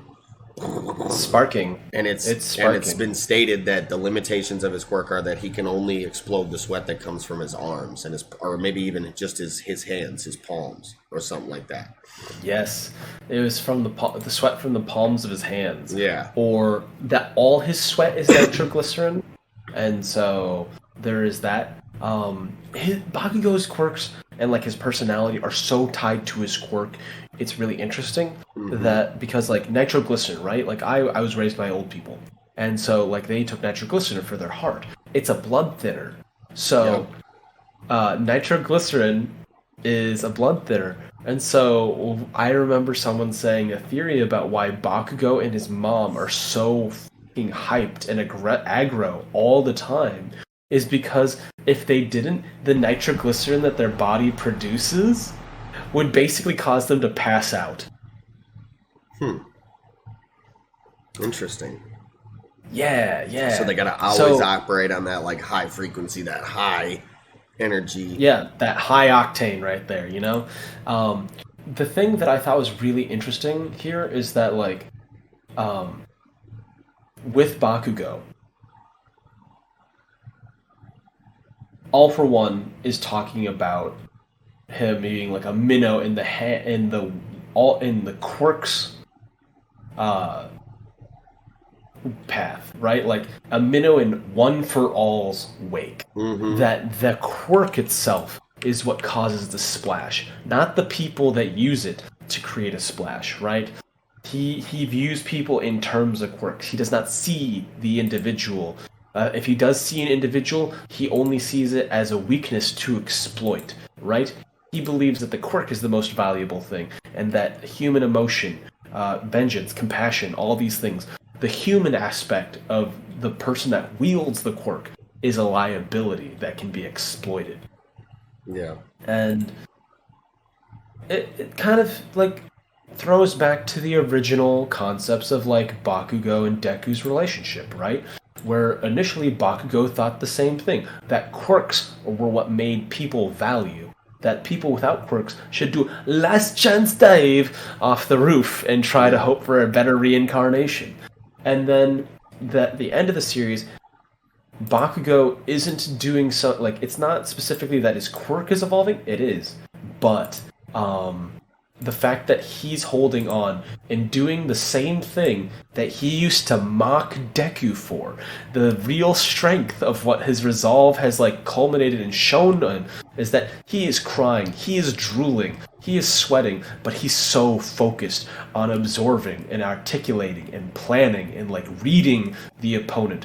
The thing that made Deku Deku was his powers of analysis, and now Bakugo is embracing the thing that he made fun of Deku forever, right? He's like, oh, why are you studying all these people? Why are you analyzing all these people? And the thing is, that was the most important thing in this fight, for it to truly analyze and read all for Shigaraki, you know? Yeah. This is literally like a direct, almost like mirroring or juxtaposition of that, like you just said, like now that I'm thinking about it. Like this is literally Shigaraki is Bakugo, Bakugo is Deku at the beginning of the series. And he's like looking down on him, telling him he's not shit, he'll never be shit. And he's like, Bakugo is literally like on his hands and knees like, oh man. That's fucking, that slaps. And it's heavy. It's heavy. It hurts. Like, Best Jeanist is basically Bakugo's version of All Might, right? He's like, hey man, give up, right? He's like, dude, it's okay to give up. This guy is way too strong. And like All Might, when he first met Deku, he's like, hey man, give up. It's too hard. It's too difficult. And then reinforcing the idea that a hero overcomes adversity. That even, I think that the presence of heroism is the idea that, like, it's not about overcoming adversity, it's that you face adversity regardless if you think you can win. Yeah. That you have to at least try. Yeah. And I think that's a nice core aspect of, like, the My Hero kind of universe in this moment. In the face of overwhelming odds, you can still try. And that even the smallest action, such as, like, reading out your opponent and, like, seeing them truly, is, like, able to make a difference. Yeah. And, like, it made me think about how Deku fought Bakugo in, like, the first training thing, and he would do the same thing, feint for the right. He's gonna swing heavy here. And it's literally just full circle, and Bakugo is going to be the endeavor of the series. He is his generation's endeavor, one that is not going to result to a quirk marriage and like inflict all that suffering just to catch up with someone that he once viewed as inferior or above or below him. You know, he doesn't. Yeah. He's trying not to view that thing. He's like, it's not about inferiority. It's not about superiority. It's about what is capable in the moment.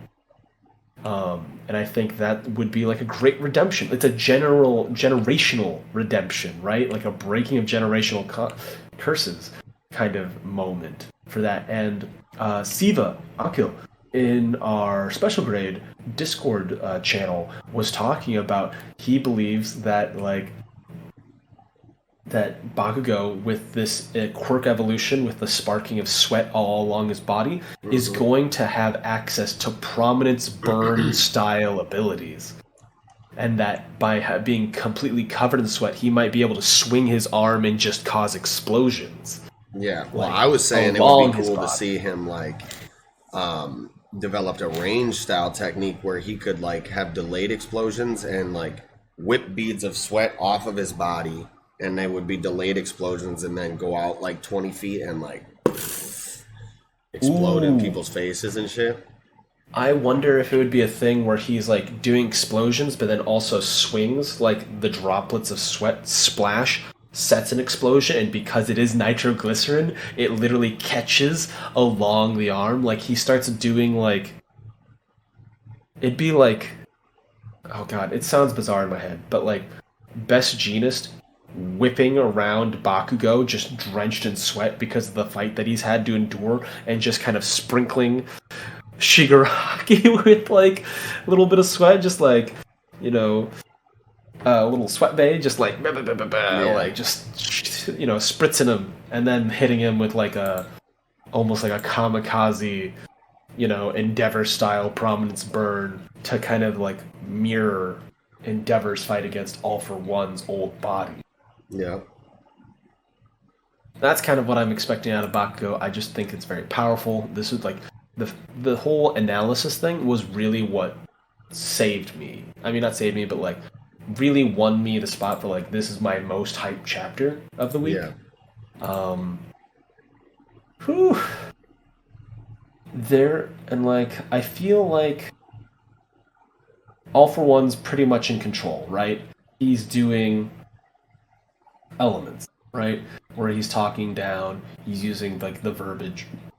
There's only one time, it's like Shigaraki, you always see the left side of his face. Yep. You see the left side of his face where all that stuff's going on. And the only time they show him responding with the right side of his face showing here is when he talks to Lemillion on pages 10 and 11. Yeah. He says something that isn't like, you know, really verbose. He literally says, "I remember your stupid face from Jakku." And then when he asks him why he destroy, he uses like All for One's verbiage, saying because the current framework is destroyed, has failed, and you can see that like his face is like the correct, like the All for One side, and the burnt side is like Shigaraki's face. The ruined part of his face is like kind of connotating Shigaraki's like responses. Yeah. Because he says, "You've never had any friends," and then that actually rattles him more than death threats, more than like grandiose, like, you know, retorts. It's just like, you think that the system's failed because you've never connected with anyone. Of course you would think it would fail. You've led the loneliest existence in the world. No wonder you want to destroy everything. Yeah. You've never been exposed to the joys of something that would be worth taking care of. You were literally born into an unfortunate circumstance, like where your quirk manifested in a way where you killed your entire family with it, and now you were tossed out into like a lonely ass, you know, a despair-filled existence where you were then taken in and manipulated and cultivated to be this ultimate fucking body transfer fucking dummy. Mm-hmm. And you've never seen the good side of life, bro. Like, you've literally only ever seen darkness. Like, you... Yeah. Boy, you've been in the dark. I was raised in it, head ass. Like, what? Yeah. I get it, and I genuinely Bane say? looping back to several chapters ago. And I know we've talked about this on the podcast before, but I genuinely believe that All for One set up the entire situation of Shigaraki's home life and like the manifestation of his quirk. Like gave him that quirk. I think that Shigaraki was initially a quirkless child, so that he was a good vessel, like Deku, for something so massive as All for One or One for All.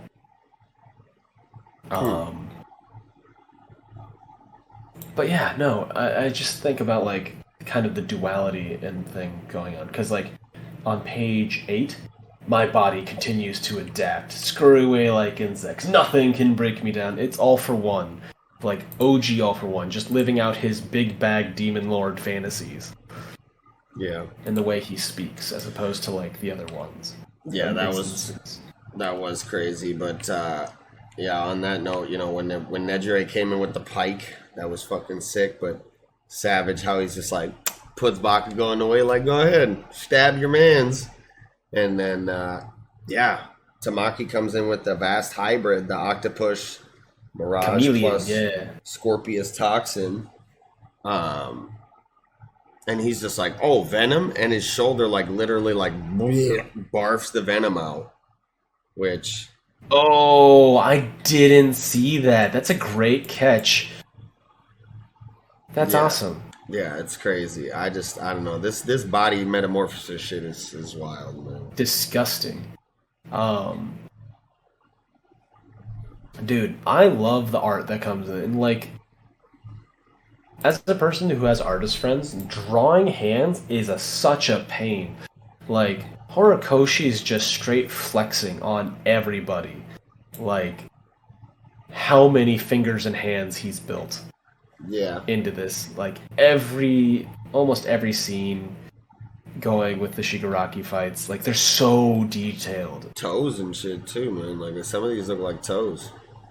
Yes, toes, eyes. The fact that like when they started, like as soon as he like vomited out that poison that you pointed out, and like the follow up of like all of his extensions suddenly growing massive mouths to bite. Horrifying. And the fact that like Tamaki, something that eats a lot of creatures, almost gets swallowed up, the irony is palpable.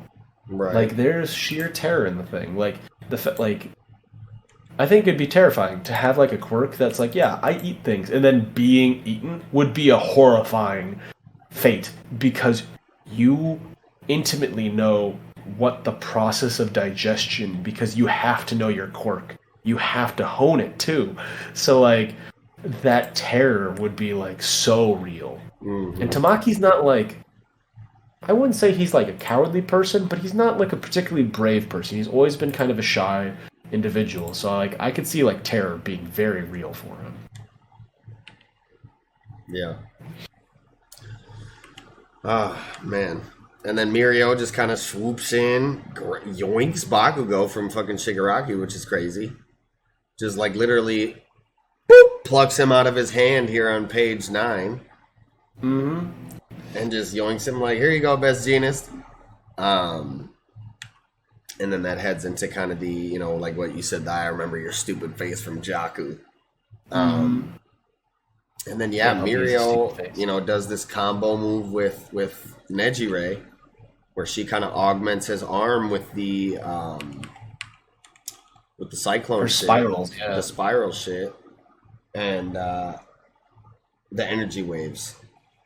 And yeah, just fucking socks Shigaraki in his shit.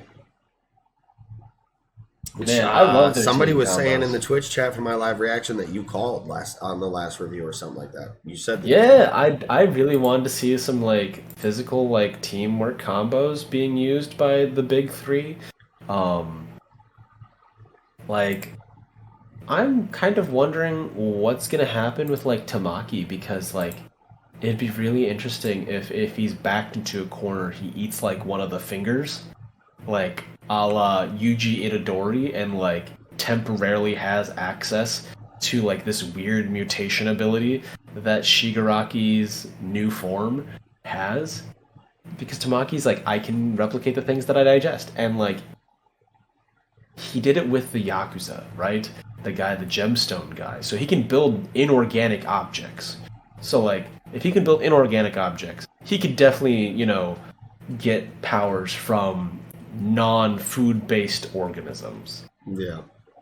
And I mean, technically, that inorganic object came off a human, so like he's already eaten people. A little bit.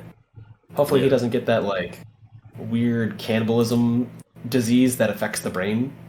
Like one of the reasons why like people shouldn't resort to cannibalism, period, like murder usually, but like it can cause like a degenerative like disease in the brain, like the chemicals in the human body like kind of like interact that way. It's like our bodies are not meant to consume each other in that way.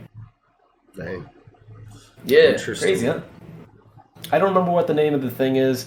I remember hearing about it when they were talking about like expedition forces getting lost in like the Arctic wilderness and then like coming back, and it's like one dude survived by eating the rest of them, and he's just kind of crazy. Not like crazy from like the trauma and like the whole ordeal, but also like in here because of his diet. Yeah. So that's crazy to me. Did Mirio get an upgrade? In what sense? And like quirk wise, did he get a sort, or did he fine tune his ability to the point that, because he's like, he's basically Nijire's like wave delivery system, right? So is he allowing the wave to travel with him? Like he's able to touch it and like also make it intangible until the point of impact. Because is that the way he managed to like grab Bakugo and have him slip literally intangibly outside of his like ability? Did he expand it to things outside his physical person, right? Because like the costume changes, but it was also made out of fibers like based off his hair, right? That outfit was made based off his hair so that it could turn intangible. So that the fact that like he lost his quirk and regained it. Yeah, so like, but like he's delivering the waves, which is definitely not a physical object, which is also like not, part of his body, but he's delivering it, he's passing through a lot of stuff, and it's remaining intact until the point of contact where he strikes him in the chest. So, and I wondered, like, did he like use that on Bakugo? Did he use it on the like waves and stuff? Like, I just wonder. It makes like I wonder how his quirk continues to function. You know what I mean? Yeah.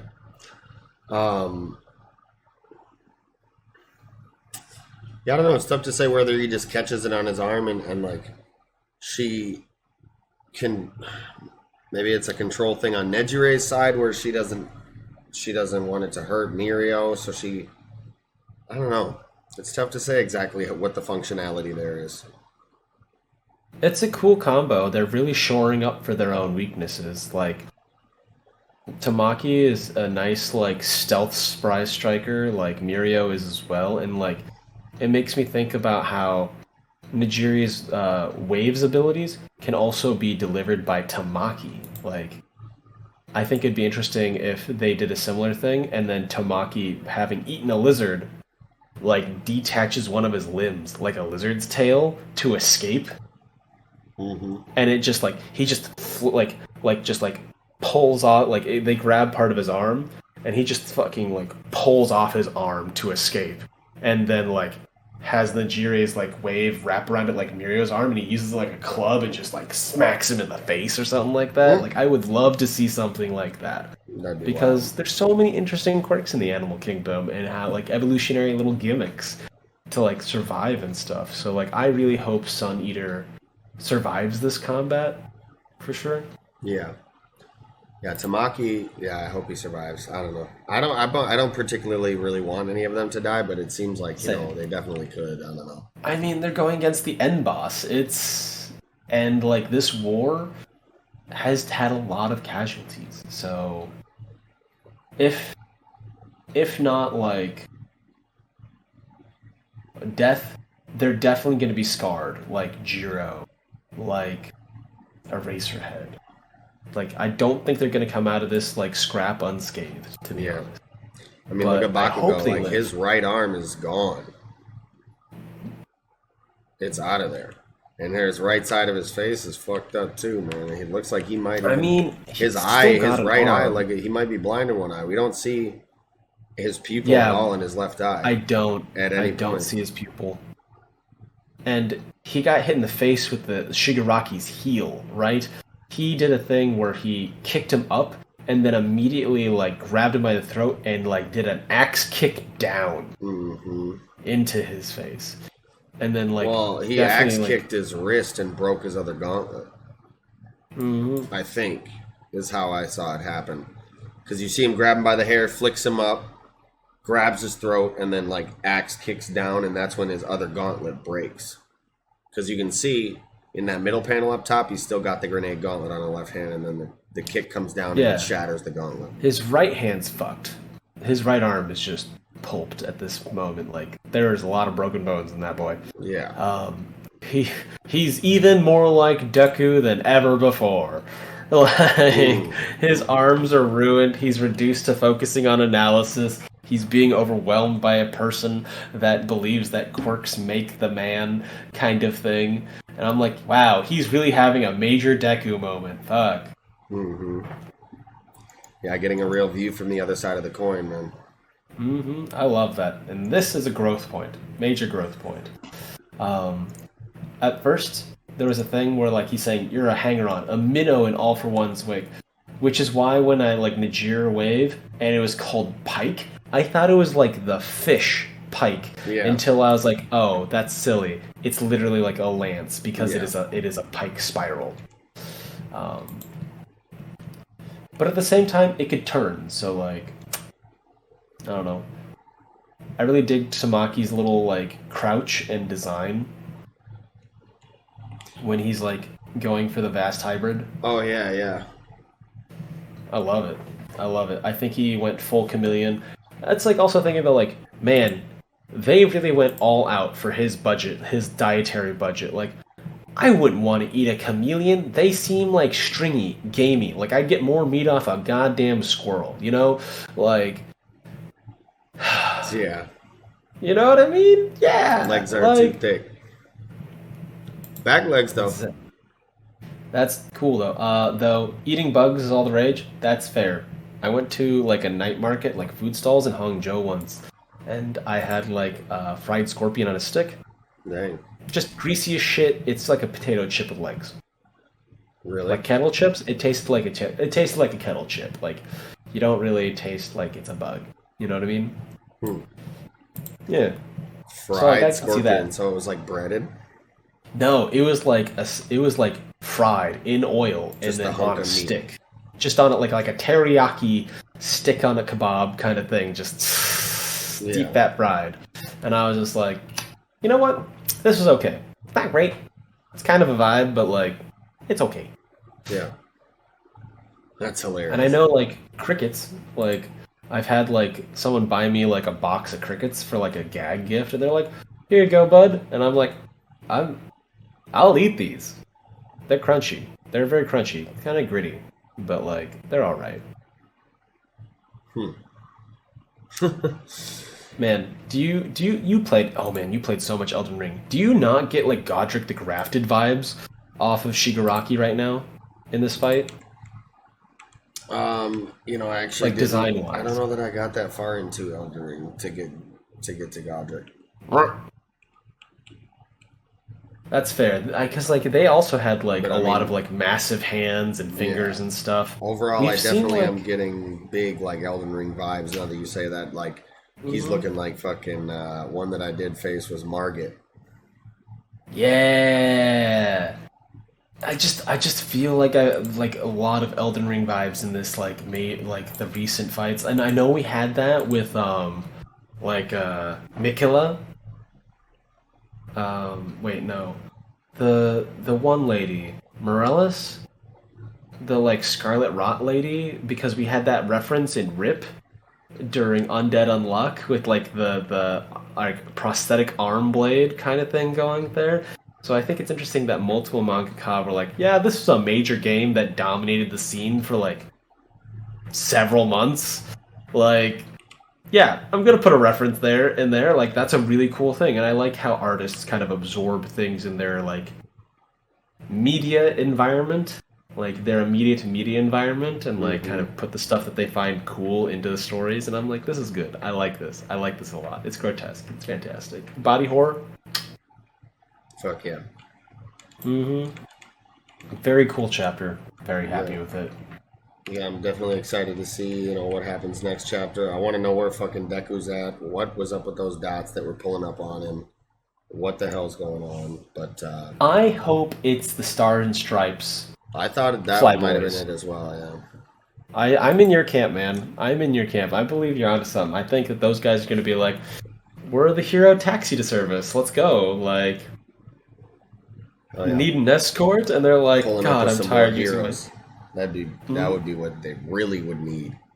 Pulling up with some more, you know, world #1 heroes from other countries that were like, all right, fuck it, now this is real. We got to deal with this dude. Ooh. So we know that like Deku has a quirk similar to like the Phantom Troop's Cyclonic Ripper, you know, where he has like coil and everything. What if he holds on to like the edge of the plane as it flies and they do a spin and he stores the kinetic energy into that as they do like a big spin and just drops of it while he's completely upside down and then uses that stored force to like do like a devastating like, you know, United States of Smash kind of punch and have like that I am here moment. I'm waiting. Yeah. I'm waiting. Yeah, I can't wait for Deku to pull up and hit that Watashi ga kita. Yeah. But Yeah, that's honestly all I have for this. Yeah, that's about all I had for this chapter of My Hero as well. All right, well, with that, I think we can go ahead and get right into the final chapter of the night. Chapter 1054 of One Piece.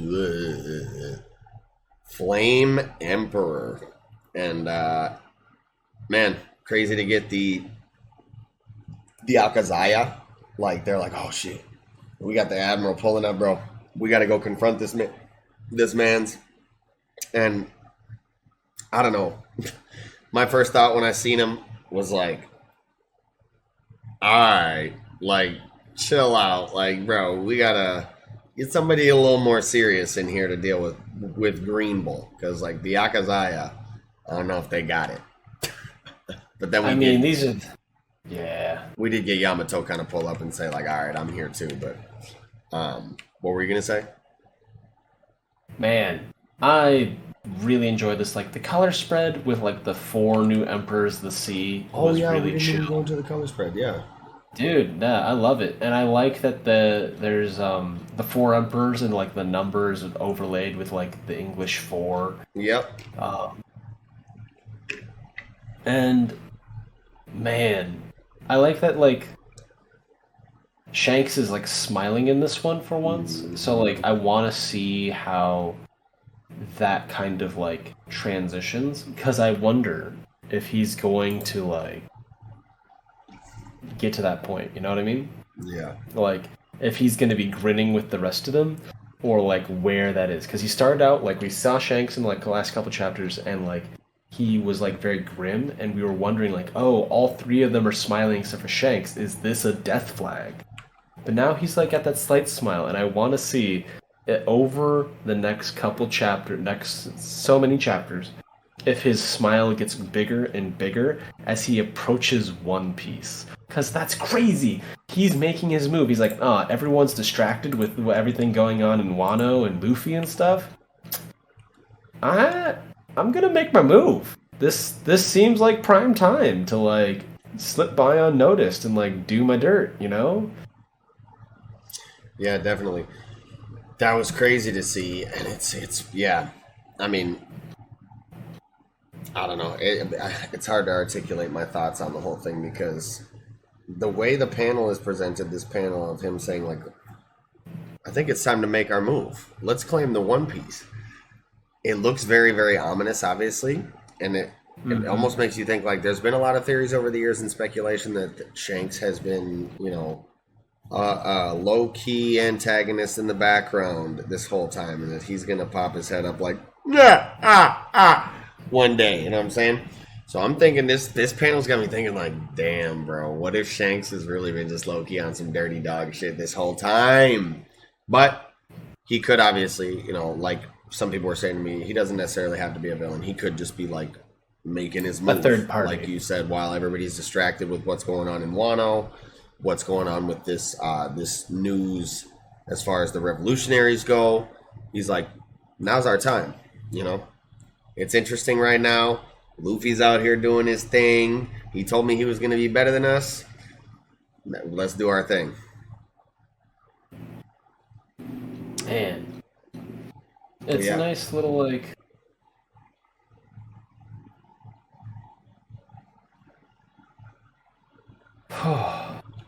What was I mean? It's okay. So like, as far as the revolutionary goes, I don't know. I mean, I kind of want to go back to the beginning of the chapter. Let's skip back to the beginning. As far as the Green Bull shit goes, we get the actual. Green Bull seems like a fuckhead. A fuckhead? Yeah, he seems like an asshole. He's like, oh, you have no human rights here. Like, I'm just going to slaughter as many of you as possible. He's got that authoritarian justice. Yep, dude. that authoritarian justice. Goddamn Ash. He is an Akainu fan. We know this, so he's got like authoritarian, like absolute justice. Yeah, but as far as his devil fruit goes, you know, we get the seeming reveal of the actual devil fruit here from him, like from the horse's mouth. Groves of wrath. Like I'm a woodsman with the power of the woods fruit. A nature logia, which obviously a lot of people had speculated.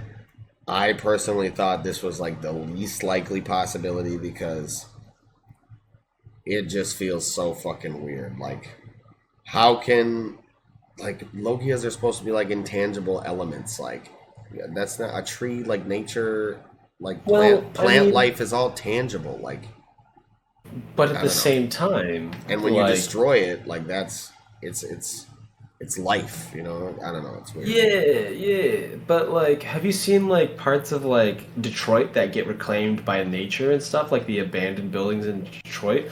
Like those things just like grew out of the cracks in the concrete and just like grew over abandoned buildings and took it over. So like, I feel like there's an element of that nature is an element in of itself, because like if we go for like Chinese Taoism, right? There's like water, earth, metal, fire, wood, right? Those are part of the 5 major elements, etc., etc. And then also at the same time, we as a culture and society, like, we live in 2022, right? Like deforestation, like people, it's like, how do I phrase this? Like Hanami in Jujutsu Kaisen, right? A curse is strong based on the fear of it, right? Whereas like some people are still afraid of getting lost in the woods. You said it yourself, like I don't feel like it's a part of like an element or anything, like an intangible thing, because we have a different relationship to nature and the woods. Like, we are modern people, and so that tend to view the woods as like in a capitalist lens, a resource, lumber, building blocks, something to be destroyed and utilized. So like, that's probably why we wouldn't see the wood as an element, whereas I feel like in Asia there's a little more like mythological aspects that are tied to the woods, period, and also the idea that like being one with nature, right? Like a lot of like Chinese and Japanese like architecture is focused on like coexisting with nature. So I could see them having a very specific and different view of wood, especially Japan, right? Because they weren't a place that was like big on metal. So a lot of their or concrete. So like a lot of their early buildings and a lot of architecture, there was so much stuff built out of wood. Everything was built out of wood. Their armor was made out of wood and wicker. So like having a plant be like plant matter and stuff being so heavily utilized in pretty much everything that they use, it makes sense to me. You know what I mean? Yeah. I mean, I don't know. It's just it just feels so weird. Like how, I don't know. Like how can a woods tree be a Logia? It's just so strange. It's so strange. He gets a part of his body blown out. It's just, I mean, it's, I guess it would function like the ice fruit, like a Aokiji's, but yeah, I don't know. It'd be kind of interesting for that because like I think about how Nox talked about Flame of Rekka a couple episodes ago, and there was a bad guy in Flame of Rekka. He had the wood element talisman. He could create things, and he did things where he created roots and like stabbed people with it, and could like turn his skin hard as bark and solid as an oak, and he'd be hard to kill. And he was literally like a weed. Like they tried to kill his ass so many times, and he just coming back, like regenerating and like becoming more and more plant man than human. Yeah. And he was a bloodthirsty son of a bitch. So like I think it's interesting that like in One Piece, the theme of plant man still being a bloodthirsty son of a bitch is like tracking. So for me it was like a really easy thing to accept. The part that I really didn't like about Green Bull is how he views that he genuinely believes that the celestial dragons are gods, right? He believes that he bought into the whole idea of hierarchy and inferiority and superiority, and like he's like, oh, you're not recognized by my government? That's gonna be your problem. He's fully willing to wipe out the entirety of Wano to get at Luffy. Yeah. And I'm like, it's the idea of like the people that execute justice, quote unquote, can be just as big of monsters as the people that they declaim, you know? Like even Kaido was doing war crimes against Wano, but like what Green Bull's talking about is just as bad, if not worse, because it is a definitive ending of all life. Yeah. Like Kaido made their lives miserable, but Green Bull was like casually like, I don't even know these people and I don't care to know them. I'm okay with just mulching them and turning them into fertilizer. Yeah, he's just about to solo Buster Call this bitch like nobody's business. Yeah, right? There's this one little... Like, he's literally not viewing them as human. He's like, you have no human rights. Don't blame me for it. It's how the world works. And I was like, wow. Discrimination creates solace for who? Like... for the ones that aren't discriminated against. Yeah. It's like, bro, you are basically the picture of colonialism. Like... And then, I love the way Yamato comes in, too. He's talking that good shit. He's like, I'm going to kill thousands of you, anything to ensure I reach, Straw Hat Luffy. He comes in, you won't be doing a word of that.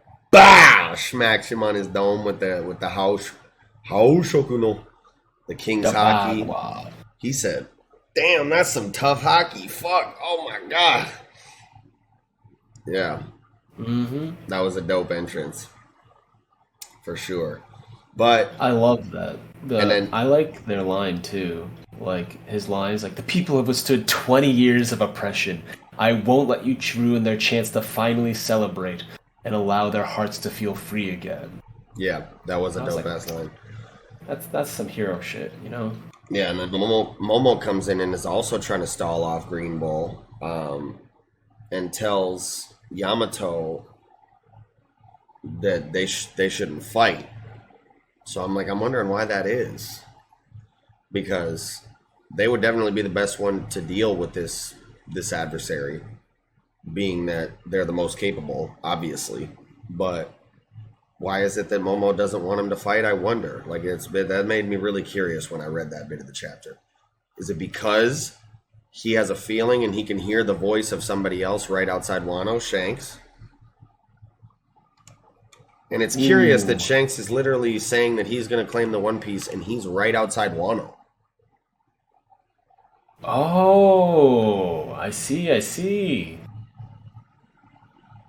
Man, that would be interesting, because, like, Momo respects Luffy so much.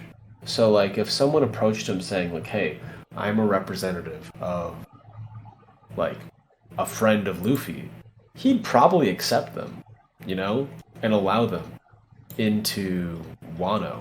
But so far, he's closed the borders. Is his hesitation to fight Green Bull the fact that he is an admiral, right? And he's like, we can't really fight this admiral, or the world order is gonna paint us as the villains. Like, we can't have a fight that he survives, right? Because if he survives, he's gonna tell the tale. And then once they tell the tale, they're gonna bring in so much more and make up a reason to have retribution against Wano. Because, like, he might be just thinking in the forms of, like, a leader. And he's like, okay, what's the backlash here? What's this going on? Or it might be something else. Because at the same time, like, it is a lawless place. But, like, the world government doesn't help people, but it will definitely fuck people over because of, like, things that they view as, like, detrimental. Like, oh, you struck us, even though it was in self-defense? Yeah, no, you picked a fight with the world government. Because they do that stuff all the time. Yeah. I was just thinking about how we haven't seen Fujitora in a while. Yeah, we haven't. I mean, the last thing we got from him was that he was going to go meet up with Vegapunk or something. No, that was before the Reverie, wasn't it? No. I don't recall. Like, I think he might be with Vegapunk right now. Yeah, but I just think it's interesting because I remember Fujitora, like, having that moment, like, apologizing to, like, the king of Dressrosa, saying, like, is the world government gods, that kind of thing, and, like, apologizing to them. Like, I feel like Green Bull is, like, literally, like, the philosophical opposite of Fujitora. So I want to see him come in and maybe check him or something like that. But that'd be interesting if another admiral pulled up and was like, put a kibosh on this shit. Yeah, it's like, hey man, just because this isn't technically our jurisdiction doesn't mean you can just go buck wild. Like, because, like, Fujitora has, like, genuine empathy, and he's like, man, like, we shouldn't have the Seven Warlords. We shouldn't have all this stuff. We shouldn't be propping up the fact that, like, Mr. Crocodile, it's like the whole thing with Alabasta got covered up by the world government so that they could, like, maintain control. He's like, this ain't worth it. Like, crushing a country just because they happen to be having one person there? Nah, like, that ain't it. That ain't what real justice is. So I could see him interfering. I've just got those two on my mind because, so, like, the main admirals, right? Like, Akainu is, like, Akainu. He's the like, fleet admiral. All the major fleet admirals. They tend to, like, sorry. Oh, you were saying, are you talking about the fleet admiral or the main admirals? I mean, I thought you were referring to Kizaru, Fujitora, and Green Bull. Yeah, all of them. So, like, the animals, their nicknames represent, like, cardinal directions, right? Like, animals that are part of, like, the compass zodiac that are supposed to be kind of those things. Yeah. The combination of, like, the ox and bull creates, like, the ox and tiger, which is part of their whole Green Bull, Fujitora kind of thing. They represent northeast. And in the story of Momotaro, when the little kid, like, who's, like, gonna go out, like, makes a bunch of friends with a bunch of animals and, like, slays demons, Ox Tiger is, like, because, like, Oni are supposed to have, like, ox horns, and they wear, like, the little tiger, like, little kind of, like, the little Tarzan, little like Neanderthal undies, Yeah. kind of bit. The northeast is the cardinal direction that the island where the Oni lived, where Momotaro had to go and defeat the evil to survive. But then the other admirals, they represent like the pheasant, the dog, other animals and like the monkey, which is like Monkey D. Luffy. Those animals helped Momotaro fight evil. So I wonder if this is going to be a thing where like they have to fight Green Bull, which would represent one of the Oni, and then have like a kind of like a political regrouping and like kind of like meet terms, right? They've held out the border of Wano, and then once they deal with Green Bull, they might have like a bargaining chip. It's like, hey, we were planning on opening up to the world, but this admiral went rogue and attacked our country. So what are the reparations that we can demand from the world government so that we can be seen as equals and feel good about opening up business, right? Because Japan has like the real Japan has historically had a thing where like Admiral Perry, right, forced open the trade gates even though they were trying to have like an isolationist bent through force, showing off admiral because he was an admiral and he had cannons and he basically shot several warning shots outside of port towns like, open up or we're gonna blow you up. Yeah. Open up trade. Open up your country to the rest of the world and trade, or else. So I wonder if it's like a little bit of myth, it's a little bit of like history kind of influencing that thing. And I wonder if like those other admirals are gonna like really talk to Momo and treat him like a real ruler and like get down to brass tacks and like negotiate diplomacy. So I'm wondering if that's kind of all bundled in there through the symbolism of their names and like the whole Momotaro kind of bit. Yeah. That could definitely be really interesting for sure. I know that the names and colors, like the animal and color, have always been kind of a indicator for their personality and how they operate. Like Akainu being the red dog, obviously he's very like aggressive and prone to anger. And loyal. Aokiji is, the blue pheasant, like calm, tranquil, whatever. Kizaru, like the yellow monkey, just like goofy kind of. So yeah. Yeah. Any speculation on like meaning behind the admirals' names, I'm for it for sure. Because it's there, like the evidence. We have the evidence that it's already been there. So why wouldn't it be now? Especially with how Oda like foreshadows forever ago, right? Yeah. Jumping back to the Shanks shit a little bit, like I really have no idea what he's planning on doing because like he's outside Wano right now, but he's saying he doesn't want to go into Wano and see Luffy. He's saying that he's not interested in seeing Luffy. Remember what's happening in our territory right now? Like we got to go deal with this Bartolomeo dude who's burning our shit and replacing him with Luffy's flags. But then he's also like, let's go claim the One Piece. So like, what the fuck is Shanks on right now, bro? Like, are you going to Wano? Are you pulling up to your islands to check Bartolomeo? Are you going to get the One Piece? Is all that somehow tied together? What the fuck is actually going on? It's like, man, I just can't wait to just like get more exposition on what the fuck is actually going on. Like, man, what the fuck is Shanks about to do? Fuck. I can't wait to see him make his movie. This is really important because like Shanks actively stole the gum fruit from the government, from CP9. Yeah, this flashback to me tells me that this was all planned. I think he tried to get Luffy the gum fruit. Like, did he set up Luffy to be this person of destiny? I think he hedged his bets for sure on Luffy being the one that could awaken the fruit. I think he knew basically everything,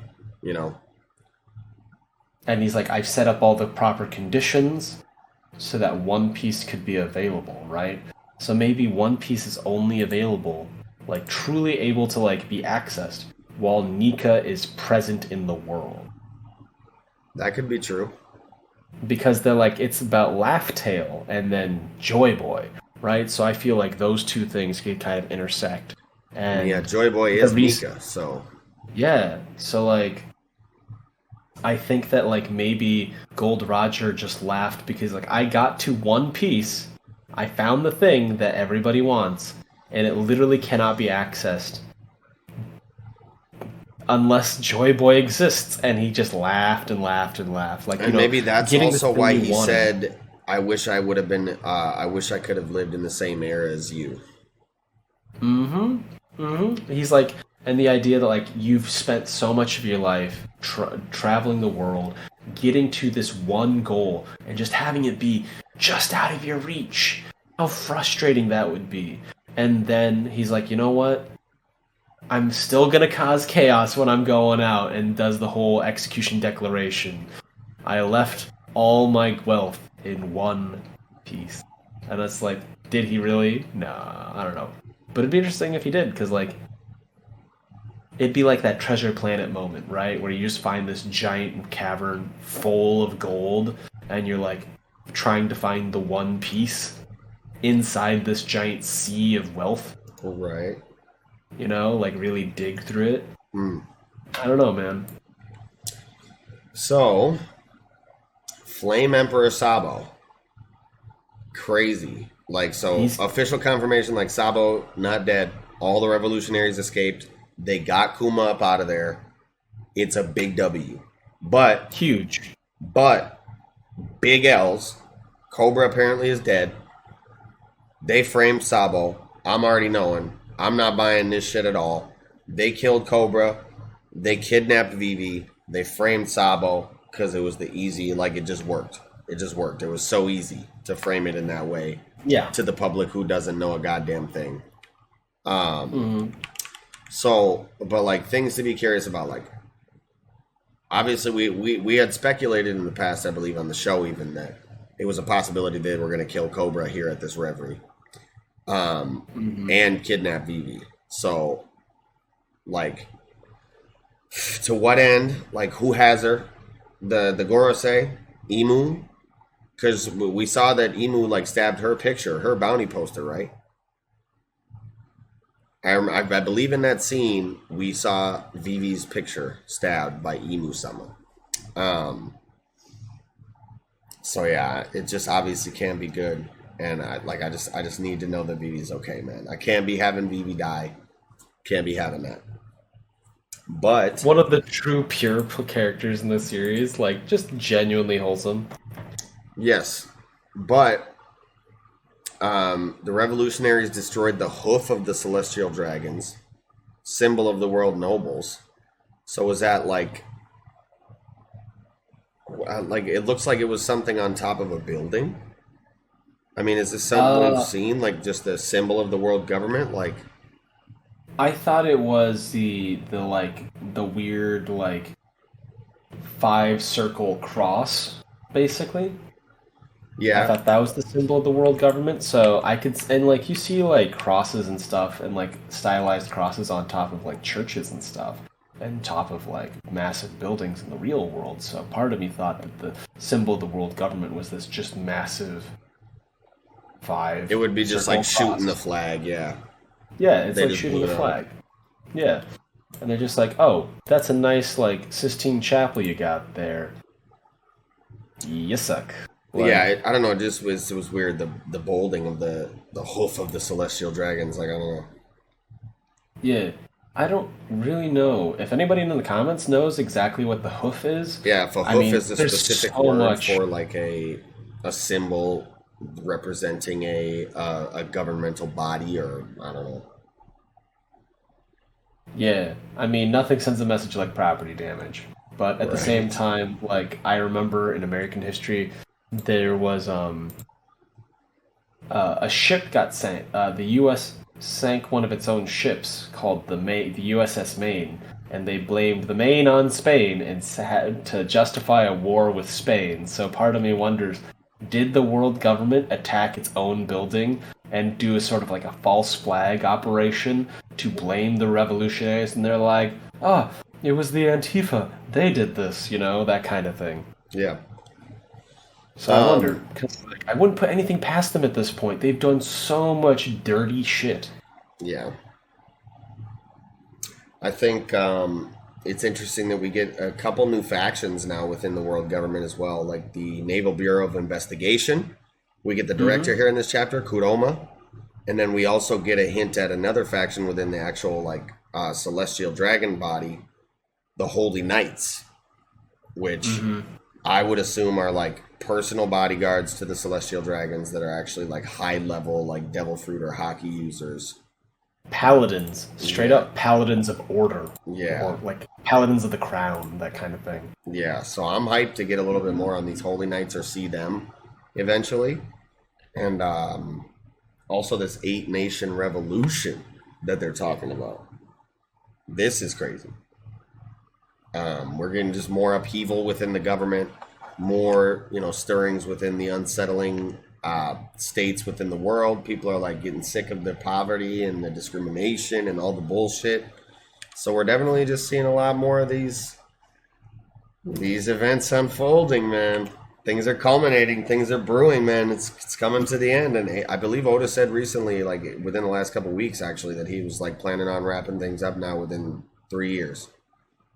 Yeah. But, predictions for series endings have always been a little, like, tricky. I try not to, like, I'm totally, I try and stay as unbiased as possible because I don't want to ruin the ending of any given series. Because, like, I've had people ask me, like, how do you want this to end? How do you want this to end? How do you want One Piece to end? I'm like, I want One Piece to end however Oda has envisioned it ending. Like, I want it to end how the author, how the writer, how the creator viewed his story, this masterpiece coming to an end. And I'm not going to fucking spoil that for myself with my own fucking dumbass interpretations of how the story can go. Like, I'm not a fucking professional serialized author. Like, yeah, I can critique this shit. But at the end of the day, like, I'm here to appreciate the masterpiece. I'm here to appreciate the art. I'm not going to be so invested in how I think a story should end that I think the ending is bad.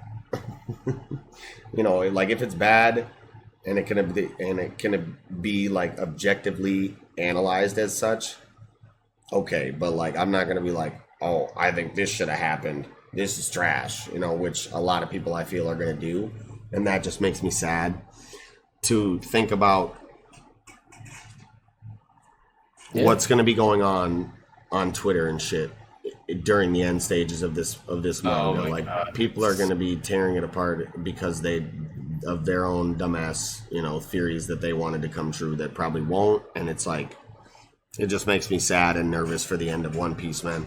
Seriously, it's going to be a migraine for sure. I'm going to have to like uninstall Twitter for a hot minute because I want to just see it unfold. Like I want to see it go out, and like we always make our takes week to week, and like we're proven right as often as we are wrong. So like, but like that's the enjoyment of it. Like every time I read manga, I always have this thought: I want to know what happens next. Yeah, And so like that's the enjoyment for me. Whether I'm right, whether I'm wrong, it's so validating when I'm like, yes, nailed it, saw that coming. But like if I'm wrong, I'm like, what? That's cool. That's innovative. I didn't think of that. That's novel to me. So like I'm still excited about something new. Yeah. This new Bureau of Investigation, his name is Kurouma, and that translates to Black Horse. And so I thought it was interesting because he admits that in page 17, in each case, the public is convinced that Sabo was the one calling a string, and it's causing quite a stir. Add to the recent events orchestrated during the king's return, there's many sparks of rebellion smoldering all over the world. Now, there's a phrase for a dark horse. It is a candidate or competitor about whom little is known, but who unexpectedly wins or succeeds. Yeah. There are also a couple other definitions. A political candidate unexpectedly nominated as a compromise between factions, or a dark horse is a previously less known person or thing that emerges to prominence in a situation, especially in a situation involving multiple rivals, or a contestant that on paper should be unlikely to succeed but yet still might. So I thought it was really interesting that a character that is about political, like very politically savvy, and like is willing to like manipulate information with the world government. I'm just assuming, because like the Admiralty, they're kind of dirty. I think that you might be onto something with the what was the variation of the definition that you stated about kind of a compromise between two sides? Yeah, a political candidate unexpectedly nominated, usually as compromise between factions. Yeah, so that fits to me perfectly. Literally, you could stamp that right on this Navy versus world government dynamic. Like they're seen a lot of times to be kind of button heads, and so this, this Kudo Uma seems to kind of be really closely almost a liaison, closely affiliated with both sides. He knows a lot about the goings on of both sides, and like seems to be playing both of them pretty closely.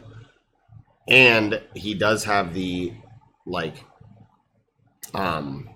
pseudonym, not the pseudonym, but the the alias, right? Kudo Uma is not his actual name. His name is Tensei, it looks like.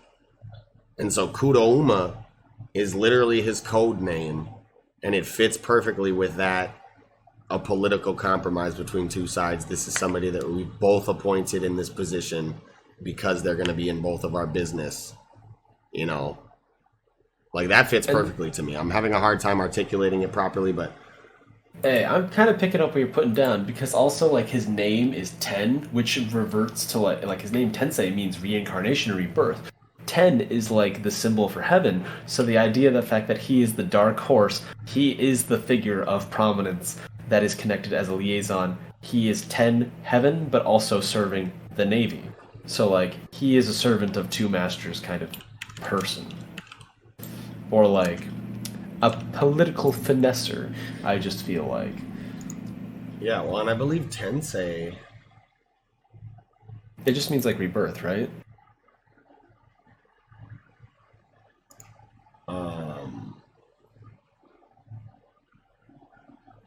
I'm trying to nature, transmigration, reincarnation, heavenly voice, adding finishing touches to a painting, product of nature, malleability are the variations. Yeah. So I feel like he's kind of a cool character. The one thing that I had thought about, like the fact that like Sabo is the Flame Emperor, he definitely got his hands on Ace's Devil Fruit. The new Devil Fruit. So I love that for him. I love that the brothers are carrying on their fallen brothers' legacy in a way. You know what I mean? Well, yeah, definitely. But I mean, I'm curious, the new Devil Fruit, what do you mean?